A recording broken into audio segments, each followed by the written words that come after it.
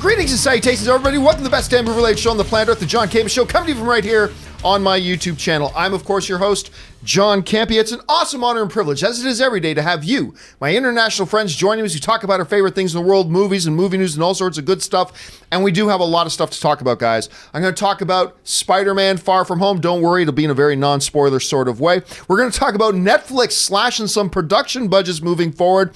Is Jumanji taking its life in its hands by trying to open so close to a Star Wars film? We're going to talk about a Shazam deleted scene. We're going to talk about Knives Out. We're going to talk about, and then we're going to take your live questions. Lots of stuff going on here today. And joining me here today as we're talking about this good stuff, first of all, is the one and the only Mr. Robert Meyer Burnett. Robert, how you doing, sir? Dude, since you called me a jelly bean of joy yesterday, I feel like something has really changed in my life. So thanks for that. I saw the internet memes going crazy over that yesterday, actually. I saw a lot of Twitter memes going the jelly. I don't know. I honestly don't know where that came from. I just kind of pulled it out of my ass. You had to say it before Comic-Con. Oh, well. And also a jelly bean of joy sitting over here is Erin Cummings is back, ladies and gentlemen. Erin, how you doing? Hi, I'm great. And now my sweet tooth is activated. I didn't hear this jelly beans of joy. I missed yesterday's show, so now I need to tune in so that I can be caught up on all the memes as well. Yes. So, and by the way, guys, to all of those of you who did make up memes and send them in, thank you. They gave me endless entertainment. All right. Listen, we do have a whole bunch of stuff to talk about here today, so let's not waste time and jump right into it. We got a few things off the top we need to talk about,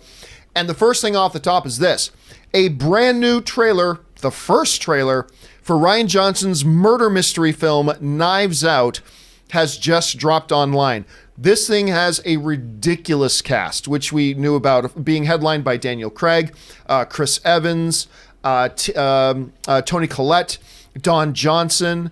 Why am I freezing? Jamie Lee Curtis. Jamie Lee Curtis, Lakeith Stanfield, Christopher Plummer, Michael Shannon, on and on and on and on and on. It is the first real murder mystery I remember in ages to come. I can't remember, like, there was Murder on the Orient Express. I wasn't so big on that, but it's been a long time since I've seen like a true murder mystery film.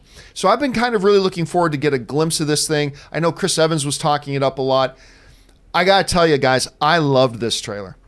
I loved it. I thought it was great. And I don't know if the movie's going to be great or not. I will say right off the top, though, this is that I'm not a big fan of the last moment of the trailer. There's this last moment of the trailer where Chris Evans says, CSI KFC. Not a funny joke. That was not a funny joke. That one joke did not work. But other than that, I love this trailer. I love the feel of it. It had like, what was the detective's name? Perot or Perriot or whatever? Hercule Poirot. Hercule Poirot. It has that kind of a feel. It has an Agatha Christie kind of feel to it. I really dug it. And that one Toni Collette shot where she goes, no, what? No, we can't ask, or no, something hasn't changed. I mean, there's just something about the feel of it that I really dug. Anyway, Rob, you had a chance to watch this trailer. What did you think about it? Well, I know people probably are going to attack me for this, but I'm a Rian Johnson fan all the way back to Brick, his first film, which was kind of a weird detective noir film set in high school. And I liked his movie, The Brothers Bloom. I think I love Looper. And Looper was a lot of fun. Look, how can you not love this cast, first of all? I love ensemble casts, a lot of actors in a room with a lot of star power acting. There's nothing better to me than that.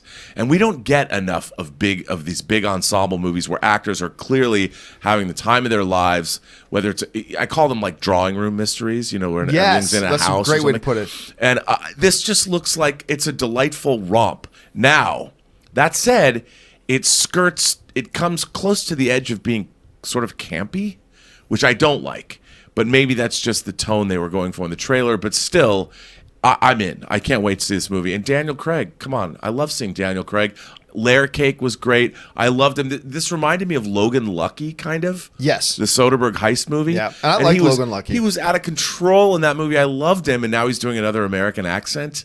I can't wait. Bring it on. Erin, you just watched this with us. What did you think about it? I loved it. And Robert, I'm sorry, I got to disagree with you. I love the camp. Clue is one of my favorite movies of all time. You're the second person in 24 hours who said that on the show. Right. You and Chris both.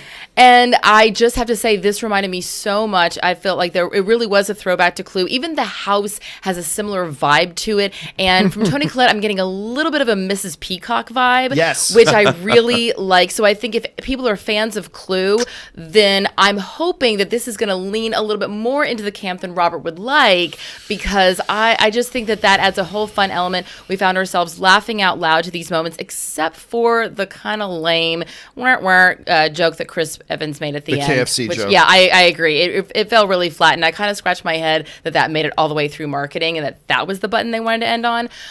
However, that being said, otherwise, I'm definitely going to go see this movie. I think it's going to be a lot of fun.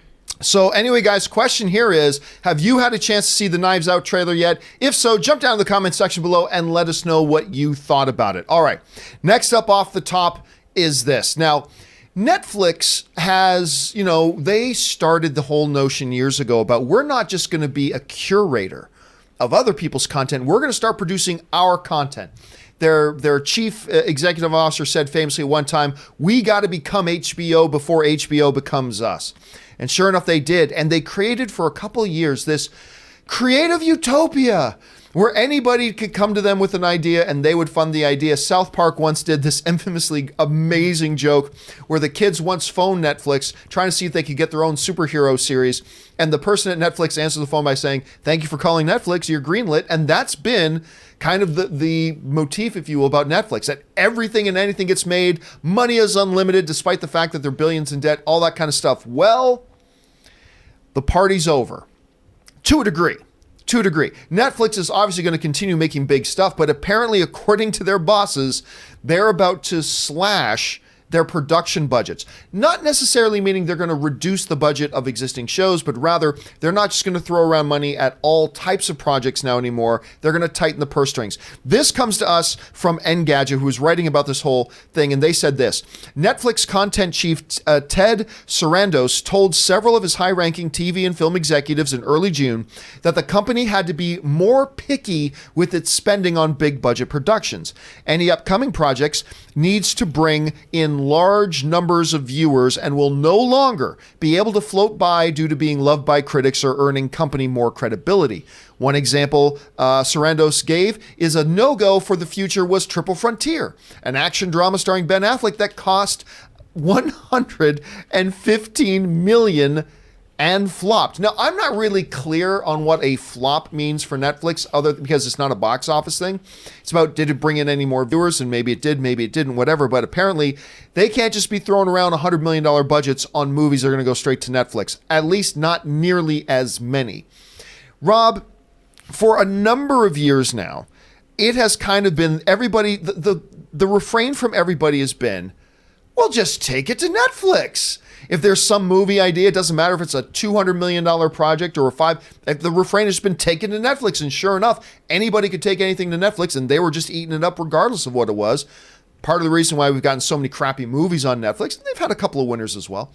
You hear about this. Number one, do you think this is a smart move on their part? Are you surprised that they're doing this at all? What do you think about it? I'm thinking 115 million for Triple Frontier. No wonder someone's upset. Would you see the cast? Well, it's still. Yeah. I mean, a movie like 115.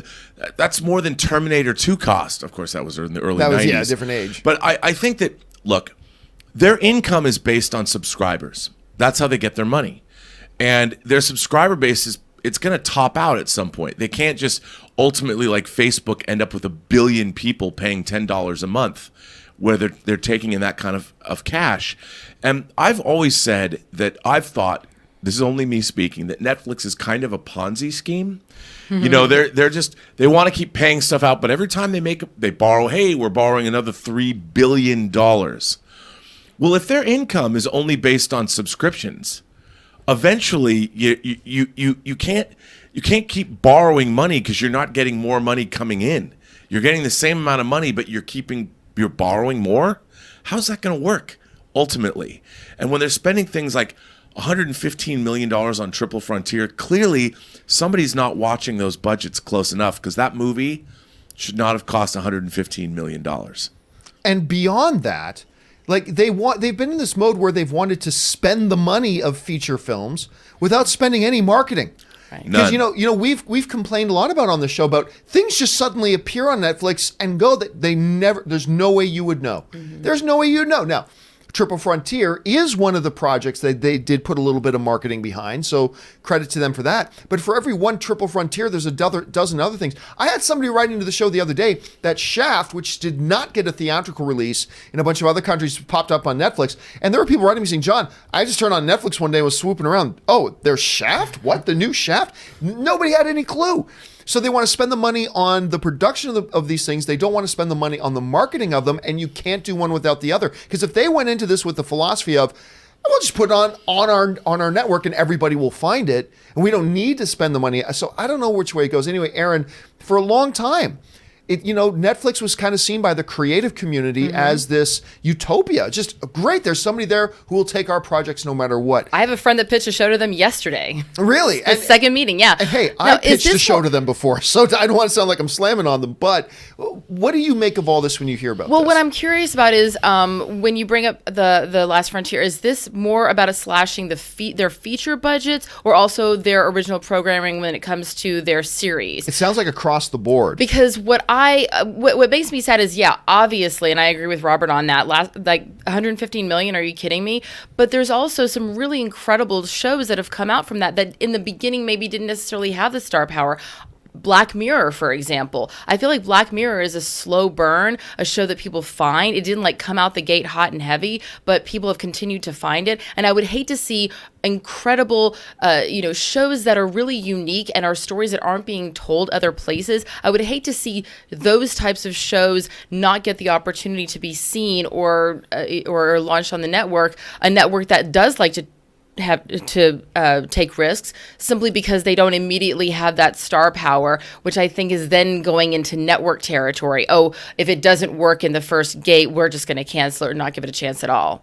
Right. To me, it sounds a little bit more like they're just going to make those decisions before they spend the money on it. I mean, that's what it sounds like to me. So it doesn't sound like things like Stranger Things or a Black Mirror, but I just don't think we're moving out of the age where they're just going to put everything out there. By the way, I still believe this. I still believe by this time in 2020, I believe before we get to Comic-Con next year, Netflix will switch to a week-by-week release schedule for episodes. Because right now, this is another problem that they have. They drop an entire season of something, people will talk about it for a couple of days, but then there's nothing new. And whereas you take shows like, some of my favorite shows of all time are ones I got caught up on as they came, like week after week. I kept hearing people talk about this Sons of Anarchy show week after week, so finally jumped in. Week after week, I heard people talking about this Lucifer show, so I jumped on board. And that builds momentum and everything. That's something that Netflix doesn't have. Now, don't get me wrong.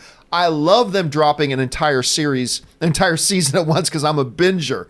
But at the same time, it might be smarter from that way. So I think it's going to affect their features, their ongoing series, all that kind of stuff. I don't think we're going to notice it too much as from a viewer point of view at first.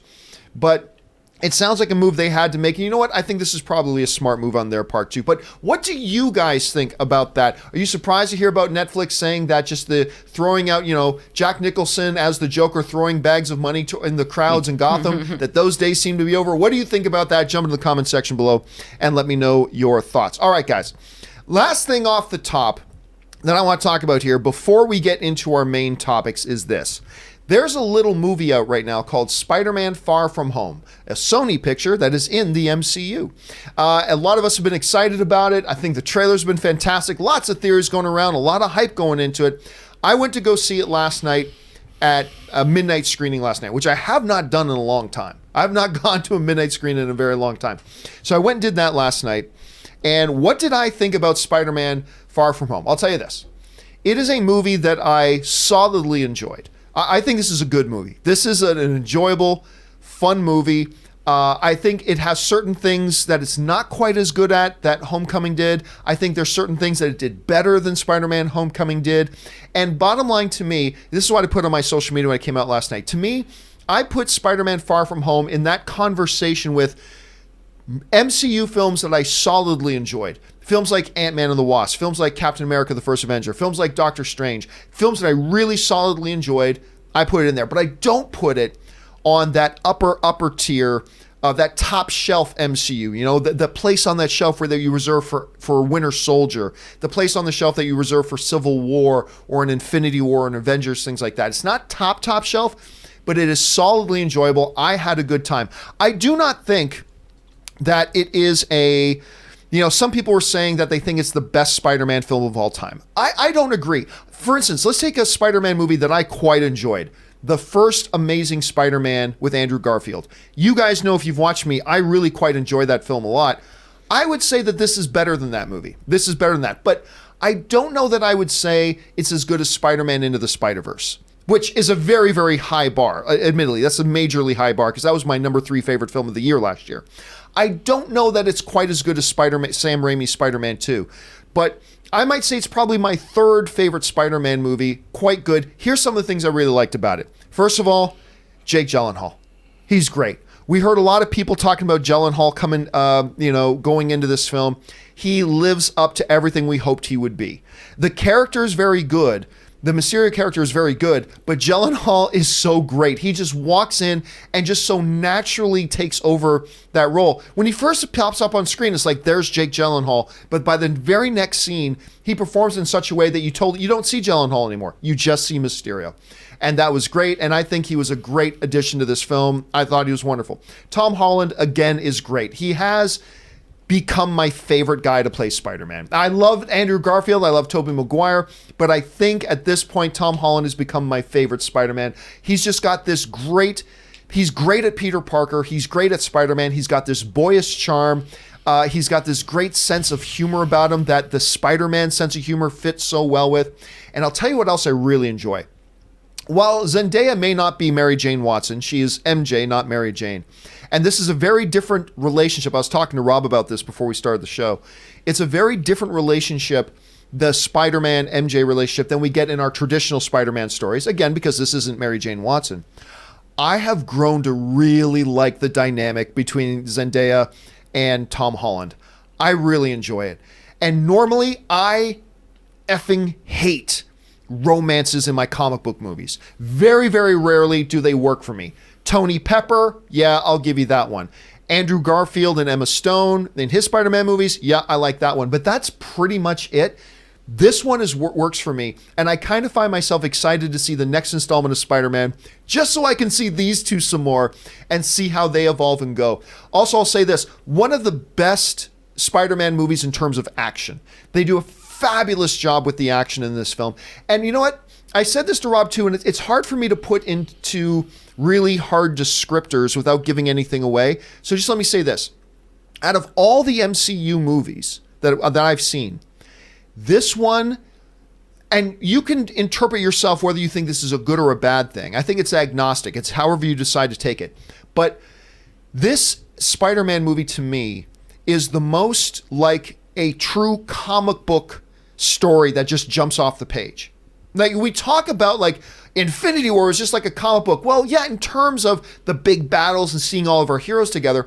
But I mean really narratively, story-wise, pacing, this Spider-Man movie felt like it came right out of a comic book. And I can't explain why without giving away spoilers. And by the way, this Sunday is going to be our open spoiler discussion for Spider-Man Far From Home. Make sure you come and join us there for that. So a lot of things to like about it. The supporting characters were solid. I love Bartolone as Ned. That was great as well.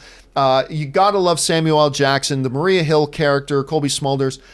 I mean, it was well performed, well played, well casted, all that kind of stuff. And while it is not as charming as Spider-Man Homecoming, I don't think it's as charming as that. It's still quite charming on its own. Maybe not as much as Homecoming, but still quite charming on its own. There are a few things about the film that stand out to me. I saw some critics saying in their first reviews when they came out that the first half is a little slow. I would say it's more than a little slow. I'd say the first half of the film is more than a little slow. Still some very good stuff in it, but it is a very slow first half of the film as far as I'm concerned. My big gripe with Spider-Man, and I love Spider-Man in the MCU, and I love Tom Holland. My one big gripe with him has been, you guys know this, you can almost say it along with me, they're trying to turn Spider-Man into Iron Man Jr. That continues, and that bothers me a little bit, but you see past it, so that's fine, whatever. But you could tell that from the trailers. You could tell that from the trailers that Marvel has this never-ending quest to turn Spider-Man into Iron Man Jr., so whatever. Some people love it, so it is what it is, whatever. I found there were pacing issues in the film that stretched beyond just the first half of it into the second. I'll say this, though. All the hype and craze you're hearing about the post-credit scenes, 100%. 100%. I can't wait for Sunday's spoiler discussion just so we can talk about the post-credit scenes. The post-credit scenes are nutty. Like, absolutely fantastic. I love them. I don't know that there's ever been better. I honestly don't think there's ever been better or more important as well. Not just that they're great, they're also important. And a lot of times MCU post-credit scenes will be just throwaway scenes. Sometimes they'll be important, or sometimes they'll be really entertaining. This is all of it. All of it rolled in there. It's important and entertaining. You're going to be talking about it, buzzing about it. Biggest reaction that the film got in the theater I was in.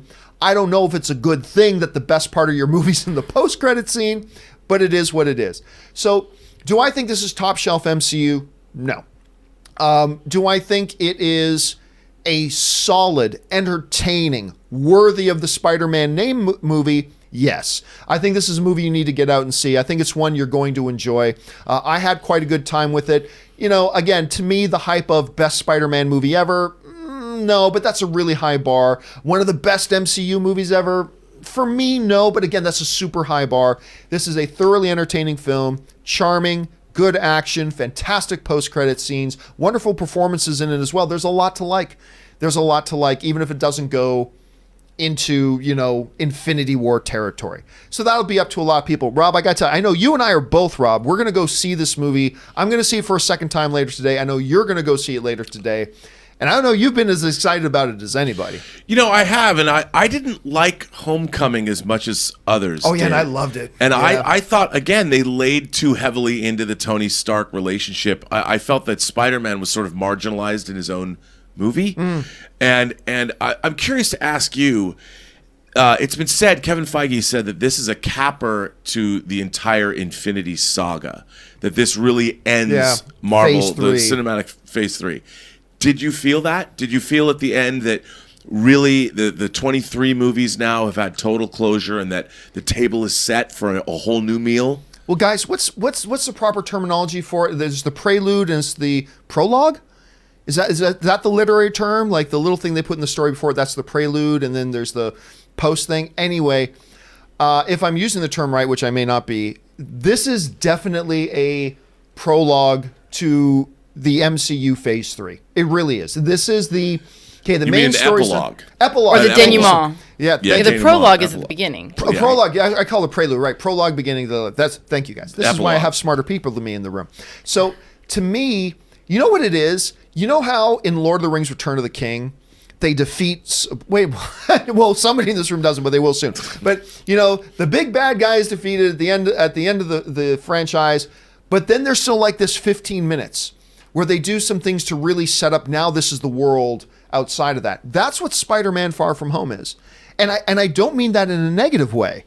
I mean that in a very, very good way. It really does take the things. By the way, the cold open of this movie is fabulous. Anyway, they really do take the responsibility of this is the film that now defines the world after the events of Endgame. And it does a great job of that, and it doesn't waste any time getting into it. I think what Kevin Feige said was bang on the money. This is definitely a capper on the end of Phase 3. But are there any spiders in it? You know what? There is. I can tell you this. Because I might just sneak in just for the post credits. I might just look at the running time and go, okay, I'm just going to watch the end credits. Well, fortunately, this is a full hour shorter than Endgame was. Woo! So, okay. But there is. I might be able to hold it. I'm going to say the best way I'll describe it, so I'm not giving anything away, in sort of a dreamlike fantasy sequence, there is literally less than a second an image of a spider. Well, I'll go with you, and you can squeeze my hand and let me know when I need to. Okay, now you can look again. So yeah, my bottom line, guys, is I think this is a very enjoyable movie. I think it's a solid movie. It's a great capper to the one. Again, didn't blow my socks off like a Infinity War did or a Civil War did. But again, that's a ridiculously high bar. Solid, entertaining, great performances. I think it's got what a lot of people are going to be looking for. If you already got your tickets, be glad that you do. And if you don't, go book them now, because this is a movie you're going to want to see. All right, guys, with all that down and out of the way, let's now move on to our main topics of the day. How do we select our main topics here on the John Campea Show? Well, it's really rather simple. See, you guys pick them by going to www.thejohncampeashow.com/contact.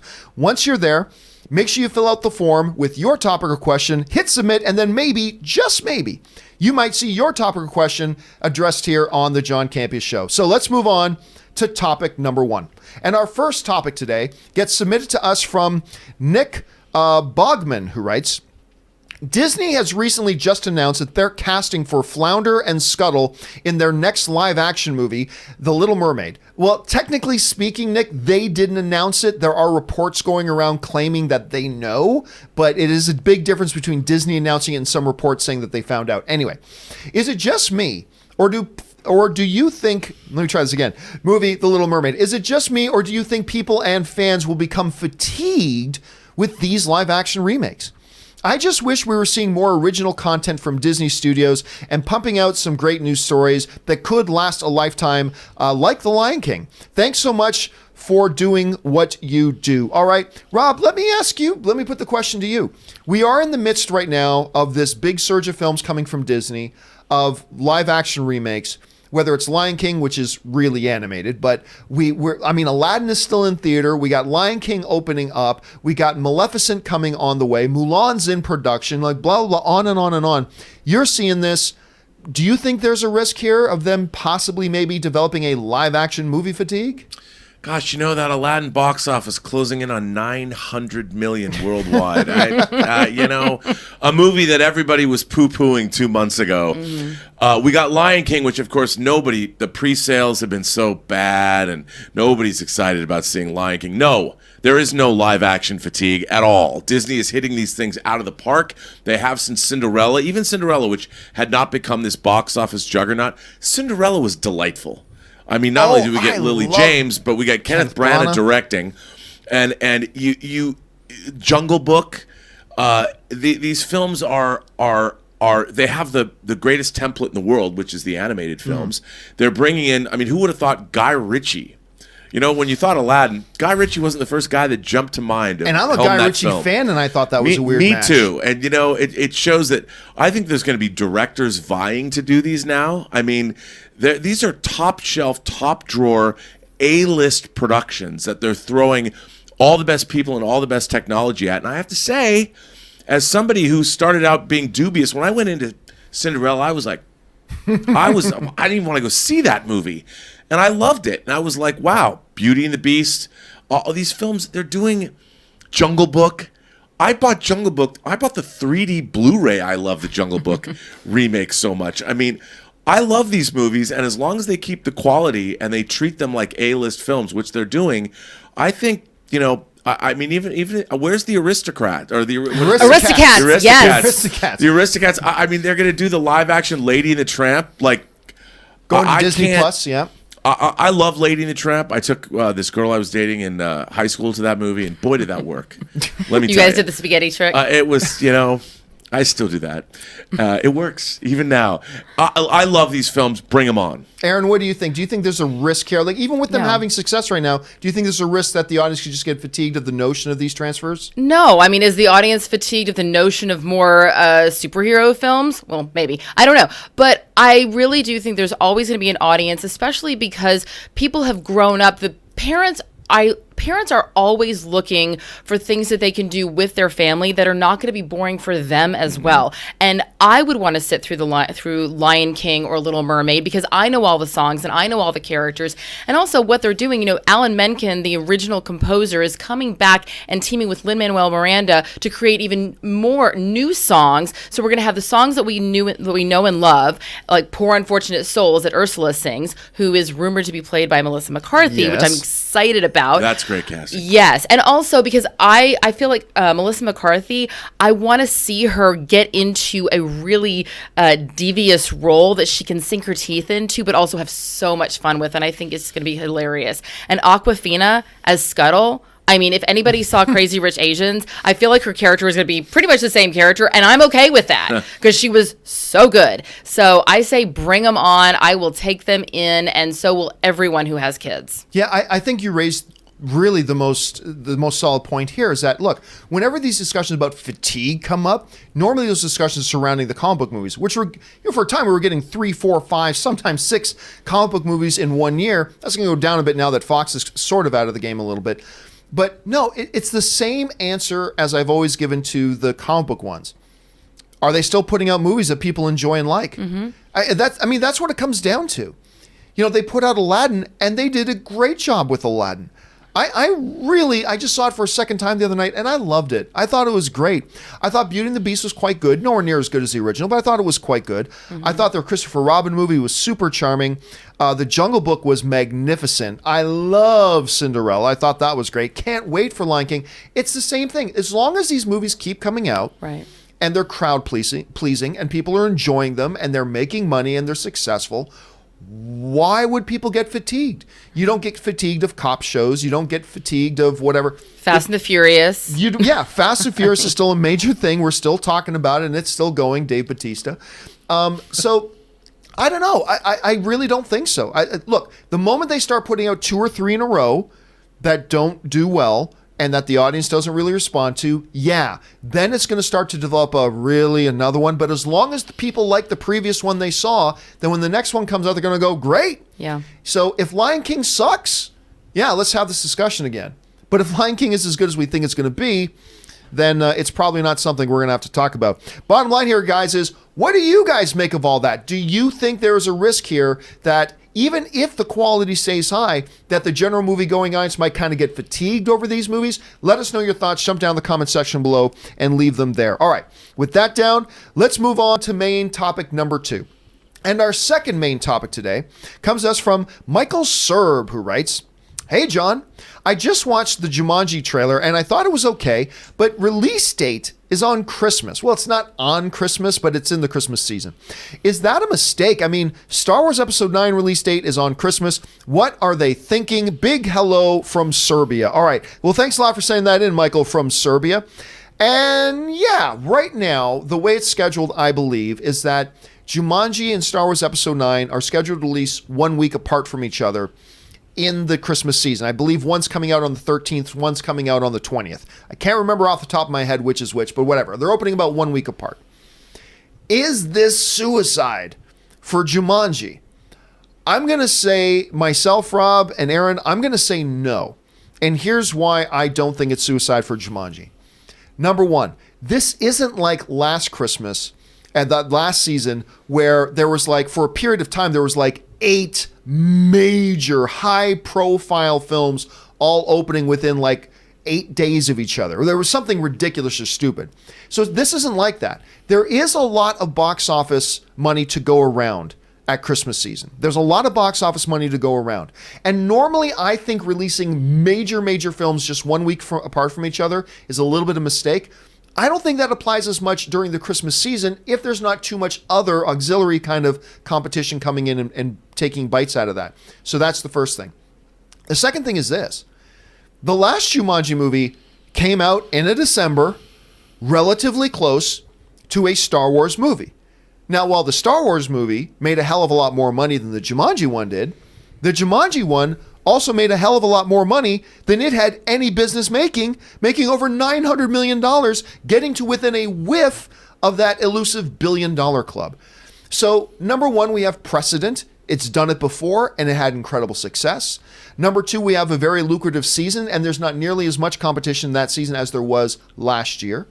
So, no, if I'm Sony and I'm looking at this saying, hey, we released this in a December before, we made nearly $1 billion when really it shouldn't have made any more than 400. And I really liked the Jumanji movie, by the way. I thought it was great. And we talked about the trailer the other day. So no, I don't think this is a mistake. I think it's perfectly fine and everybody's going to do well. Anyway, Rob, you're looking at this question. Is it a questionable decision on the part of Sony to be releasing this Jumanji movie so close to a Star Wars film? No. Because, first of all, it's a holiday season. So other than Christmas, you have families, other than summer, you have families together for Christmas. Everybody's home. They're looking for things to do. And, I believe in holidays. At holiday time, people go to multiple things. They go out, they're doing things. They go see carolers, they go to shows. And what is a fun thing to do? It's you go see movies, then you go shopping to pick up the last gifts you need.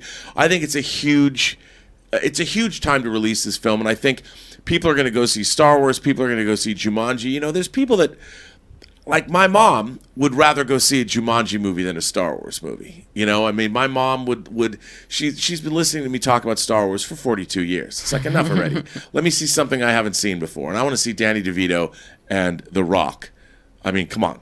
I think it's going to be great. I think they're both going to do huge business. Erin, you're seeing this. It is. These are two major films, both major franchises at this point now with Jumanji as well. Do you think that maybe it would have been better for them to move it to another date, or do you think you can do just fine where it is? I agree with both of you. It's just fine where it is because, as Robert said, people are going to see multiple movies. My mom has no interest in seeing Star Wars either. And also, I think it's really smart of them to go, hey, you know what? We did so well last Christmas. Let's make this maybe an annual thing. So if my family saw Jumanji last Christmas and we see there's another Jumanji, then we're going to just repeat that behavior. We're all creatures of habit. And then all of a sudden, if it does as well or better than it did last year, I think we might be seeing Jumanji every Christmas. Yeah, no, why not? Probably 2 years in between, or at least sure, yeah, but they're establishing a precedent that, hey, it's the Christmas season. This is what you go do. And also on top of that, I just lost my train of thought.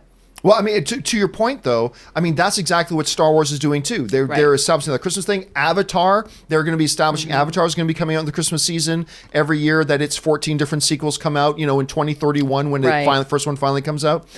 So that's all coming, too.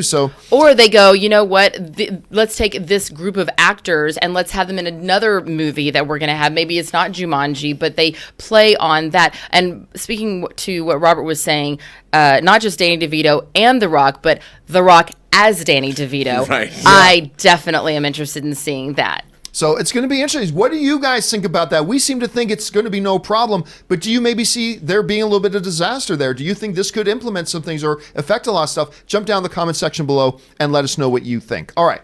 With that down, let's move on to main topic number 3. And our third main topic today comes to us from Randall Raymond, who writes, "Greetings, John. I also really love Shazam. Just an exceptional movie, but I just saw a deleted scene from the film with the Shazam family talking about the one empty throne. It was perfection. I honestly can't imagine for the life of me why they would take that out of the movie. Any insight?" All right. Thanks a lot for the question, Randall. And for those of you watching this show right now who maybe haven't seen Shazam yet, it just came out on home video, I believe, today. I think it's available today. Maybe you haven't seen Shazam yet. I'm going to give you this advance warning right now. We're going to be talking about, maybe even showing a graphic that gives away some spoilers about Shazam. No way to discuss this topic without doing that, but I just want to give you guys a little bit of a warning. So if you want to tune out for the next 5 minutes or so, you have been warned. All right. So I caught wind of this deleted scene, Rob, that they were bringing, and talking about, of course, at the end of Shazam, we've got the Shazam family sitting around. There's now 5 of them? Six of them. There's now 6 of them. And I'll tell you what, in my theater, when that happened, when the Shazam family showed up, everybody cheered. Even people who had no idea who they were jumping up and cheering. I know I was jumping up and cheering. I thought it was great. So they have this post-credits scene. For those guys who have not seen this yet, if you want to see it, just go to my Twitter, and you can see that I posted it there. Or I retweeted somebody else who had posted it. But basically, the gist is this. It's clearly either a tag at the end of the movie or something that was initially meant to be post-credits, where the Shazam family walks back into the wizard's cave, and they've got 7 thrones there, and they all walk in and take a seat on their thrones. At which point, one of them says, there are 7 thrones, but only 6 of us. And then very ominously, the camera starts to push in on the empty throne. And then the young girl, the girl in purple, who's the young girl in the movie, and I can't remember the name of the actress who plays her as a full-grown Shazam family member, but says, well, whoever it is, I'm going to love him no matter what, because he's automatically part of the family. And all the other families say, yeah, it's great. And obviously, they're talking about Dwayne "The Rock" Johnson's Black Adam, who they alluded to and foreshadowed earlier in the film as well. Clearly, that's who the Seventh Throne is supposed to be for. I tell you what, I thought this little tag, I thought this was perfect. And it was short. It's like 40 seconds or less. For the life of me, have no idea why they would pull this out of the movie. I thought it would have added in great. I thought it would have been a great little thing to tag at the end. Maybe they thought the foreshadowing of Black Adam earlier in the film was enough and they didn't need to beat it over the head at the end. I don't know. But I love this deleted scene. Rob, you had a chance to take a look. What did you think? Well, I'm a huge fan of the whole Shazam family, which is now, I guess we have to call Shazam family, she is Mary Marvel? I don't know. But growing up, I love the whole family aspect of this character. And I saw this deleted scene, and like you, I'm like, why would they have cut this out? And I was thinking about it because I knew you had sent this letter out, and I was like, I get it. Because what they're basically doing is they're setting up an audience. What if they can't work out Dwayne "The Rock" Johnson's deal? They've been talking about a Black Adam movie for the better part of a decade. Yeah, but they literally have his image on the Black Adam silhouette thing earlier in the film. I mean, isn't that a bigger? That's a bigger thing than an empty throne, isn't it? I know. It was baffling to me. It was bewildering to me, and maybe they just were unsure whether they were going to even make another movie. They had to cover their bets. Look, I think it was ludicrous. I don't know why they didn't put this scene in the movie. Why wasn't it an end credit scene? I don't know. I mean, I thought it was great, and I'm excited. I mean, I'm like, bring on Black Adam. Yeah, and Dwayne "The Rock" Johnson is perfect because he's the Alex Ross. How Alex Ross painted the Justice League. Basically, Alex Ross painted Black Adam as if he were Dwayne "The Rock" Johnson. And I can't wait to see that. Yeah, I'm very, very curious about it. And apparently, Zachary Levi is saying that they're going to start shooting Shazam 2 in 2020. Some whispers going around that they're actually going to start shooting Black Adam by the end of this year. So whether that's true or not, we'll have to wait and see. Erin, you had a chance to see this deleted scene. Number one, what did you think about it? And do you think they should have pulled it out of the movie? Well, I think that they're doing there's no accidents. We know that. And if the movie works without the scene in it, and then all of a sudden it can get leaked and everyone's talking about it and going, why wasn't it in the movie? They're doing exactly what they want because they're just continuing the momentum. So it's by design. Don't you think that it's a little interesting that this deleted scene was leaked right around the time that it becomes available to people outside of theaters? I mean, the timing's kind of interesting. They're just keeping the conversation going, and that's exactly what we're doing right now. So good on them. Well, guys, what did you think about it? Did you have a chance to see this Shazam deleted scene? If so, did you like it? If you did or didn't, do you think it was a mistake or a good idea to cut it out of the movie? Jump down in the comment section below and let us know what you think. All right, let's move on now to main topic number 4. And our fourth main topic today is submitted to us by Walter Freend, who writes, "Greetings all. I just read an interview with Kevin Feige where they asked him about a possible Black Panther 2, and he basically confirmed that work on the film has already begun. If that's the case, then why hasn't there been any news about it or any official announcements about it yet? Do they really not believe in the Black Panther franchise?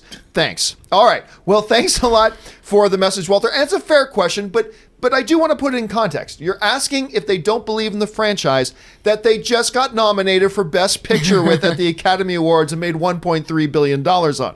So let's jump ahead. They believe in the Black Panther franchise. Don't worry about that. They totally believe in the Black Panther franchise. Now, for those of you who don't know what Walter's talking about, I believe it was for BET. Kevin Feige was being interviewed, and the topic of Black Panther came up. Number one, talking about, is this thing really going to happen? And number two, they addressed the rumors that we were going to see Michael B. Jordan as Killmonger return, because those rumors are going around that he's coming back. How? I'm not sure, but it's the Marvel fake death universe, everybody. Who cares? So at some point, talking about whether they're bringing out, this is what Kevin Feige had to say. Kevin Feige said the following: pure rumor. The honest answer to that is that it is pure rumor and speculation. Because Mr. Coogler, that's Ryan Coogler, the director of the first Black Panther, Mr. Coogler is just only in recent weeks sitting down at his keyboard and beginning to outline the movie. It's early, so nothing is set yet in any way that far, because Mr. Coogler is sitting down and will share it with Black Panther producer Nate Moore and myself in coming weeks. Okay, So once again, that fear line is pure rumor. Honest answer to that is pure rumor and speculation. Couple things I want to point out here. Number one, you were asking, does this sort of mean, why aren't they making official announcements? If work on the movie's already begun, why haven't they made announcements about it? Because of this. There is a difference between doing prep work on a movie and when the cameras start to roll. Those are two very, very different things. Thousands of movies, I would almost suggest every single year, that get to the, it's been commissioned to start writing the screenplay, never make it to the screen. This is nothing new. Normally when the announcements get made, Rob, it's when the cameras start rolling. Production has begun. Production has not begun on Black Panther. Ryan Coogler's just sat down and started to write the outline that he's then got to give to Kevin Feige, and Kevin Feige's got to approve it or give his notes on it, then it's got to go back through. So it's very, very early in the pre-process of everything. This isn't an idea or a notion of a situation where production has begun. So there's that. But Rob, I did find something very interesting here. When asked about the Killmonger returning thing, let's take a look again at Kevin Feige's words. Pure rumor. The honest answer to that is that it's pure rumor and speculation. He didn't say no. I mean, maybe I'm nitpicking here a little bit, granted, but that to me sounds like a very political, safe way to avoid the question. What about this rumor? Is Killmonger coming back? That's pure rumor and speculation. Yes or no, Kevin? Is Killmonger coming back? You notice he didn't say no, which of course he's too smart. He's not going to tell us yes or no at this point. But I just thought it was very interesting that Feige, who's becoming even more savvy at this PR game as the more experience he's got, he gives an answer like that basically wasn't an answer at all. Rob, let me ask you this. With them working on Black Panther 2, we all knew a second Black Panther was coming. But do you think they might actually take that step, despite how great his death scene was, but realizing just how popular and beloved Killmonger as a villain was, played by Michael B. Jordan, do you think there's any chance they might actually bring him back for Black Panther 2, or do you think that's much ado about nothing right now? Well, I think there's always a chance. I mean, you're dealing with superheroes, right? And supervillains. You never know. I mean, look, what they want to do is they want to make a good movie that's going to make money, and that's going to be a movie that people really want to get out and see. And if you bring Killmonger back, it's something that people are going to respond to. But as with everything, they've got to have great characters and a great story. That's first and foremost, because if they don't, it doesn't matter who you bring back, the movie's going to disappoint unless it's got great characters and a great story, like all movies do.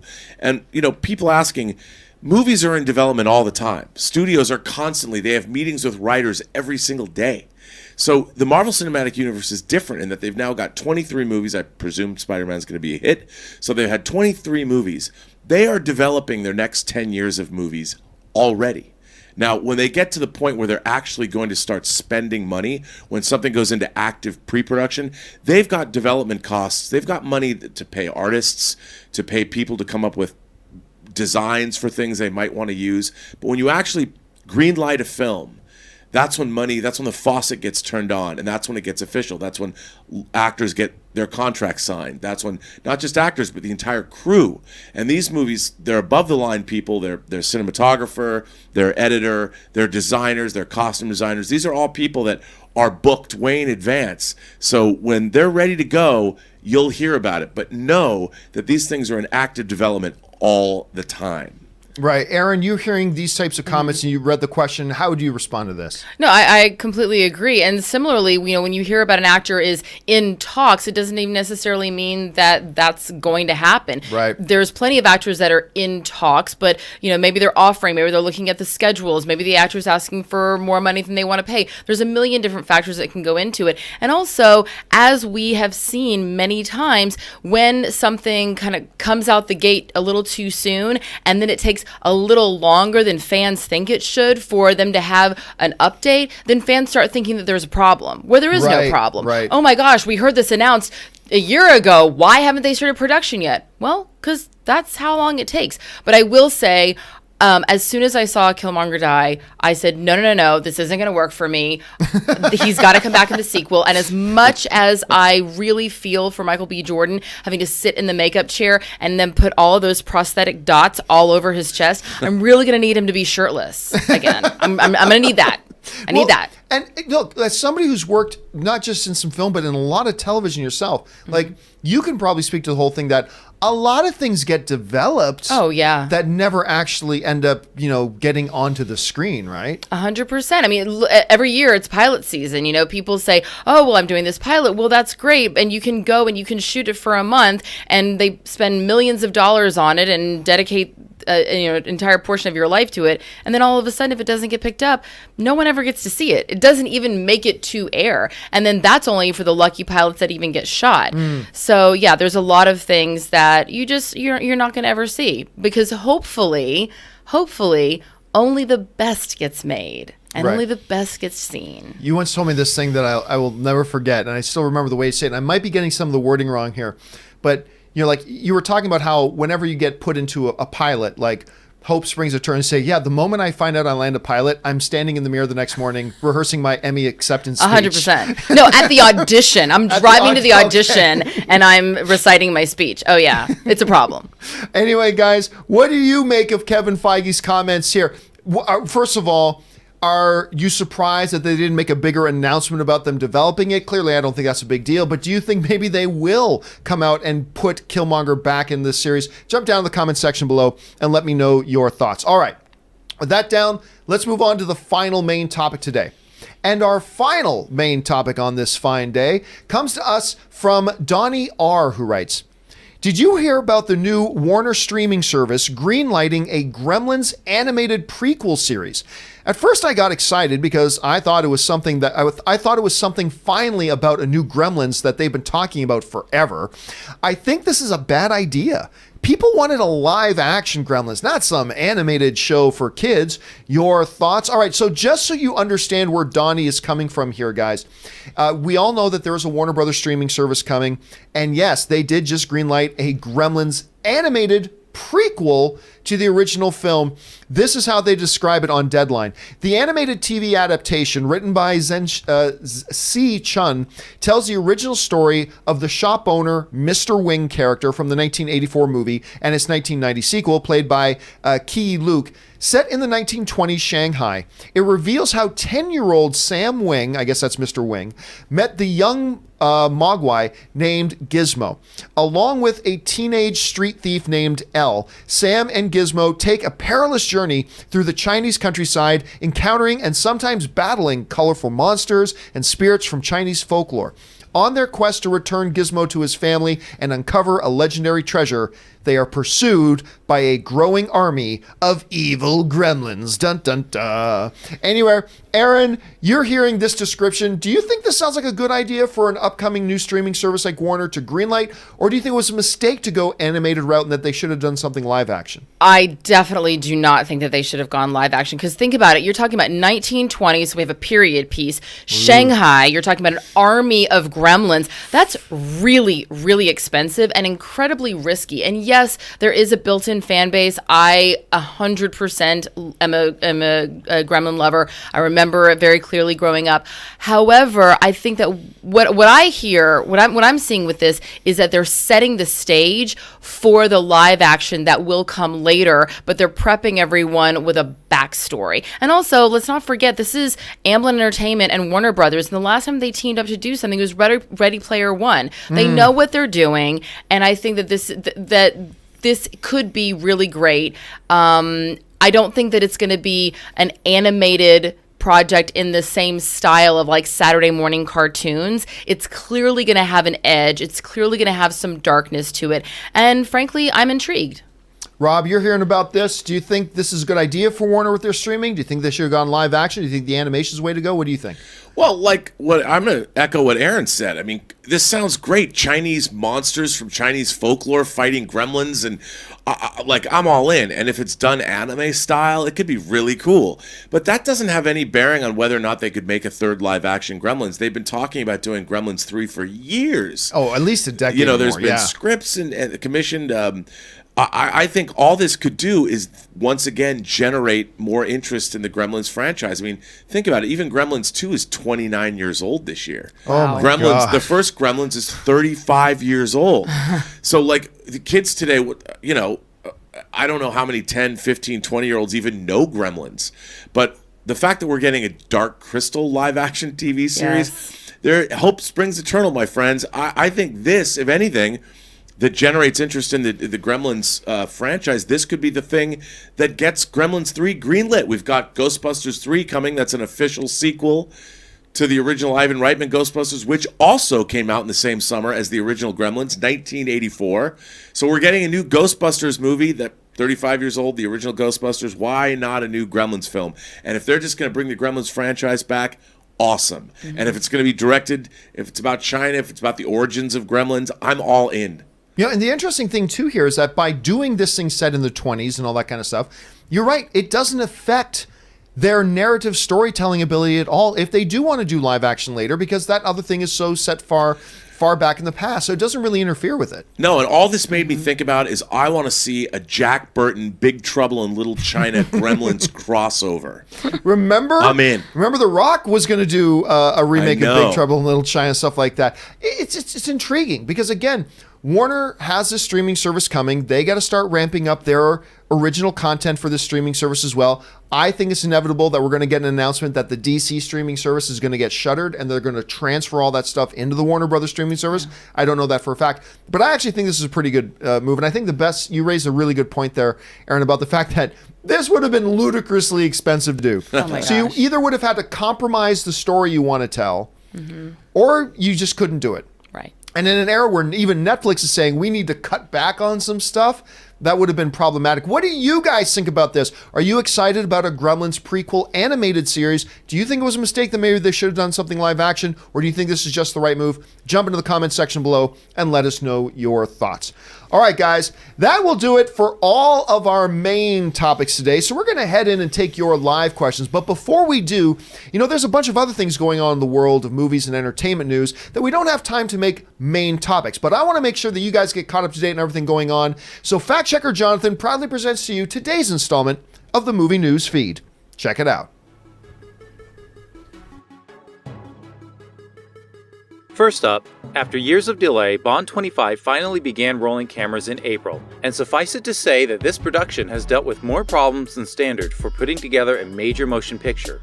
From Cinema Blend, the latest word surrounding Bond 25 is that singer and James Bond franchise alum Grace Jones was supposed to appear in 007's latest cinematic adventure, but then quit only moments after arriving on set. Longtime James Bond fans will remember that Grace Jones previously played Mayday in 1985's A View to a Kill, the seventh and last movie to star Roger Moore's iteration of James Bond. Jones supposedly exited the movie after she learned that rather than having a big role, she was only brought in to cameo for a scene believed to involve the star himself, Daniel Craig. Of course, all of this is unconfirmed. Bond 25 hits theaters on April 8, 2020. Next up, Sony Pictures has released two brand new posters for actress-director Elizabeth Banks' upcoming Charlie's Angels movie, featuring Kristen Stewart of Personal Shopper, Naomi Scott of Power Rangers and Aladdin, and Ella Balinska of Casualty, as this generation's badass trio. From ComingSoon.net, in Banks' bold vision, Kristen Stewart, Naomi Scott, and Ella Balinska are working for the mysterious Charles Townsend, whose security and investigative agency has expanded internationally. With the world's smartest, bravest, and most highly trained women all over the globe, there are now teams of angels guided by multiple Bosleys taking on the toughest jobs everywhere. Charlie's Angels is set to make its debut on November 15th. Next up, nearly every nook and cranny surrounding the San Diego Convention Center will be taken over by Comic-Con, and that includes hotel keycards. From Deadline, Warner Brothers TV Group unveiled that the CW's Batwoman and the forthcoming Epix original series Pennyworth will be seen on hotel keycards. In addition, HBO will release an exclusive Watchmen keycard that will be available to fans attending the con. The Batwoman and Pennyworth keycards are in honor of the 80th anniversary of Batman. The two DC dramas are adjacent stories to the Caped Crusader. With more than 40,000 branded room keys available at nearly 40 participating major hotels throughout the San Diego area during Comic-Con, fans will be able to get their hands on these keycards which pay homage to the Wayne family fortune. Next up, nearly 3 years ago, Jeff Nichols of Midnight Special signed on to write and direct a remake of Alien Nation for 20th Century Fox. But now that Disney has acquired Fox, it seems that the remake has been shelved. From JoBlo.com, The original 1988 film introduced the Newcomers, an alien race who landed on Earth and were forced to live among the distrustful human population. The film starred James Caan as an LA police detective who finds himself partnered with a newcomer played by Mandy Patinkin in order to solve a homicide. Alien Nation is the latest casualty of the Disney-Fox merger, but the project isn't completely dead, as insiders have said that it is merely paused and will likely be revisited in some capacity in the future. And finally, Sam Claflin has signed on to join the cast of Millie Bobby Brown's detective mystery Enola Holmes. From Variety, the cast includes Henry Cavill and Helena Bonham Carter. The film is based on Nancy Springer's book series, The Enola Holmes Mysteries. The book series, which began with the case of the missing Marquise in 2006, is comprised of 6 books in total and tells the adventures of Sherlock and Mycroft Holmes' much younger sister Enola, a highly capable detective in her own right. And that will do it for today's installment of the Movie News Feed. All right, and now you are all caught up to date on all the stuff going on in the world of movies. Thank you to Fact Checkerthon. Good to have Jonathan back, by the way. He was off on vacation for a little bit over a week. All right, guys, with all that down and out of the way, we're now going to move on to the live questions. You guys have been sending them in. Let's start knocking those down. All right, and the first live question today comes to us from Samuel C.137, who writes, watching Far From Home as you read this, fingers crossed. Well, I hope you enjoy it. I had a good time. Hopefully you'll have a good time as well, Samuel. Samuel follows it up by asking, after the Regal service launches, do you think by the end of 2020, every major and minor theater chain will have a subscription service like A-List? Guys, this is a big question because they announced the other day that it looks like Regal is going to be finally launching their own service. It's going to be 3 different tiers. The top one, which will probably be the most popular one, $25 a month. All the movies you want to see in whatever theater you want, very much like A-List. Cinemark already has their own, which is also a very good deal. Not as good as A-List, but a very good one where it's like for $8.99 a month, you get 1 movie ticket, but also you get to buy all your other movie tickets and your guest movie tickets for a flat rate of $8.99 as well, which if you're going to a theater that's like $14 movie tickets like we go to, that adds up to a pretty good savings in the long run. Not as good as A-List or anything. Guys, I think the answer to this is yes. When A-List is dominant, we know that Alamo Drafthouse is launching their own subscription service. We know that Cinemark already has their own movie club. Regal's now launching theirs. I don't see how in the next couple of years any movie theater, be it a major chain or a minor chain, can survive without having their own style of subscription service. Do you? What do you think, Erin? Do you think that can still happen in a couple of years? I think that they're seeing how the market is changing and that people would much rather stay at home in their pajamas, and that they're going to have to offer the consumers more incentives to get out of the house and go see a movie in the theaters. And they're also having to compete with AMC, who has A-List. So I really think that it's the way to go, and they're smart, and it's really the only way they're going to survive, like you said. Rob? I completely agree. I mean, it's a tough world out there in theater land, and they've got to keep people excited. They've got to give them a reason to come in. And as technology gets better and better and streaming services have more and more to offer, how do they get people back in the movie theaters? Making it cheaper so families can go. Offering these subscription services is the future. Yeah, and look, if I live half a mile from your theater and 4 miles from Regal, but I could have a movie membership at Regal and go see the movies there, guess what? I'm not going to be darkening your door anytime soon, even though you're closer to me. So it's not just competing with the home stuff, it's competing with the other theaters. I think it's something that's going to become a part of the evolution. All right, Willow Yang writes, I'll miss seeing Jack Black play a ditzy teenage girl. Oh, me too, man, me too. The Rock and Kevin Hart do look hilarious in the new Jumanji trailer, though. Yeah, look, I said this yesterday. I read what was in the trailer before I watched the trailer. I'm like, really? I wanted to see the kids back doing their thing again. Like, that's what I wanted to see. But they decided to do something different. And I went, like, The Rock playing Danny DeVito, Kevin Hart playing Danny Glover. But then I watched it, Willow, and it just worked for us. It just worked.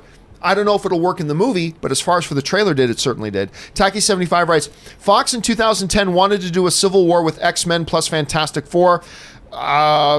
In other news, water wet. Yes, Sony for a long time wanted their films to be a part of the MCU as well, to share in that big popularity spree, but that was not something that they were ever interested in really doing. Marvel, that is. KW Garrett 83 writes, Erin, What do you think of method acting? Is it legit or weird? Heard Viggo Mortensen lived in a cabin during the Lord of the Rings movies. So, Erin, look, as the only actual actor here in the room, notwithstanding Rob's, portrayal of a Star Wars character in a Star Wars themed porno, what do you think? You've told that story before, Rob. Is that streaming? No. It's true. In a non-sex role, though. Right, but you told that story before. That story before. Yes, I played Biggs Darklighter in Star Wars XXX. That is You played Big what glider? Biggs Darklighter in Biggs Star Wars Darklighter? XXX. I do. That's actually the name of the If you character go in Star look up the Wars. trailer for Star Wars XXX, you can actually see me piloting an X-wing fighter. Is that what they call it? Well done, Campea. Yes. So, Erin, what do you make of the phenomenon? What do you think of method acting? Well, I first of all, moving into a log cabin sounds really relaxing to me, and I don't even need to be method acting or working on a project to say I'll definitely go and camp out in the woods for 2 months. That being said, I think that there's also a wide spectrum of what method acting means. I mean, I did a film with Bryan Cranston and Alice Eve, and I didn't realize until the day that I wrapped that Alice Eve is actually not American, because she spoke with an American accent every single day during the entirety of the project, because she wanted to make sure that her American accent was on point for the film. Now, I am a big fan of an actor doing whatever an actor needs to do in order to make their performance as authentic as possible. I know for me, when I have to do a scene that's really emotional, I have an entire playlist of really sad songs that help me get to that place.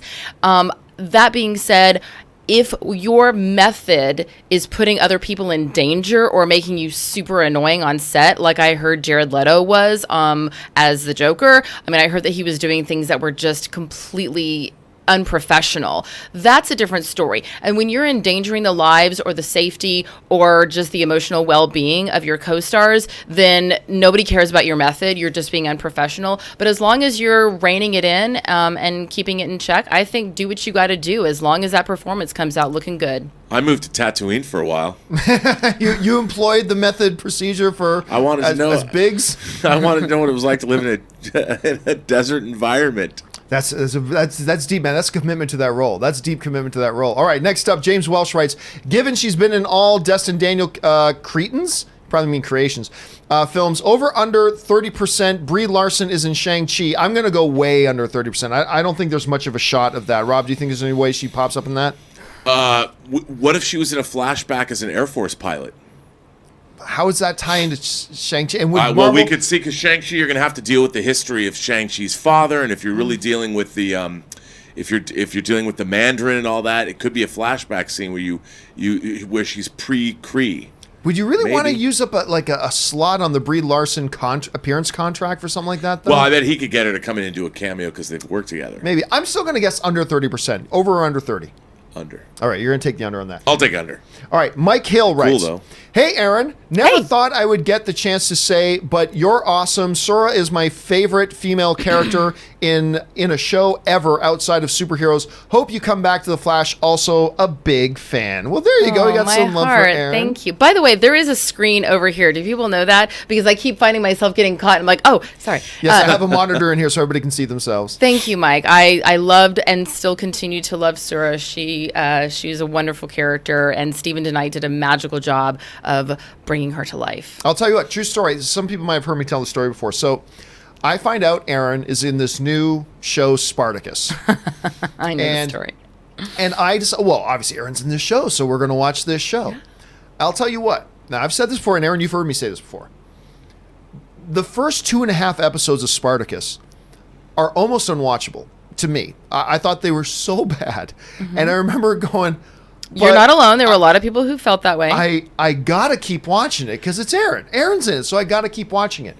And it legitimately became my third all-time favorite television series. Wow, thank you. And, you were so great in it. We were always so, just proud that we even knew you. And you were in there rocking it. And you and Andy were so great on screen together and stuff like that. And Just it's a great show. It's a marvelous show. You guys hear me squawk about Spartacus all the time.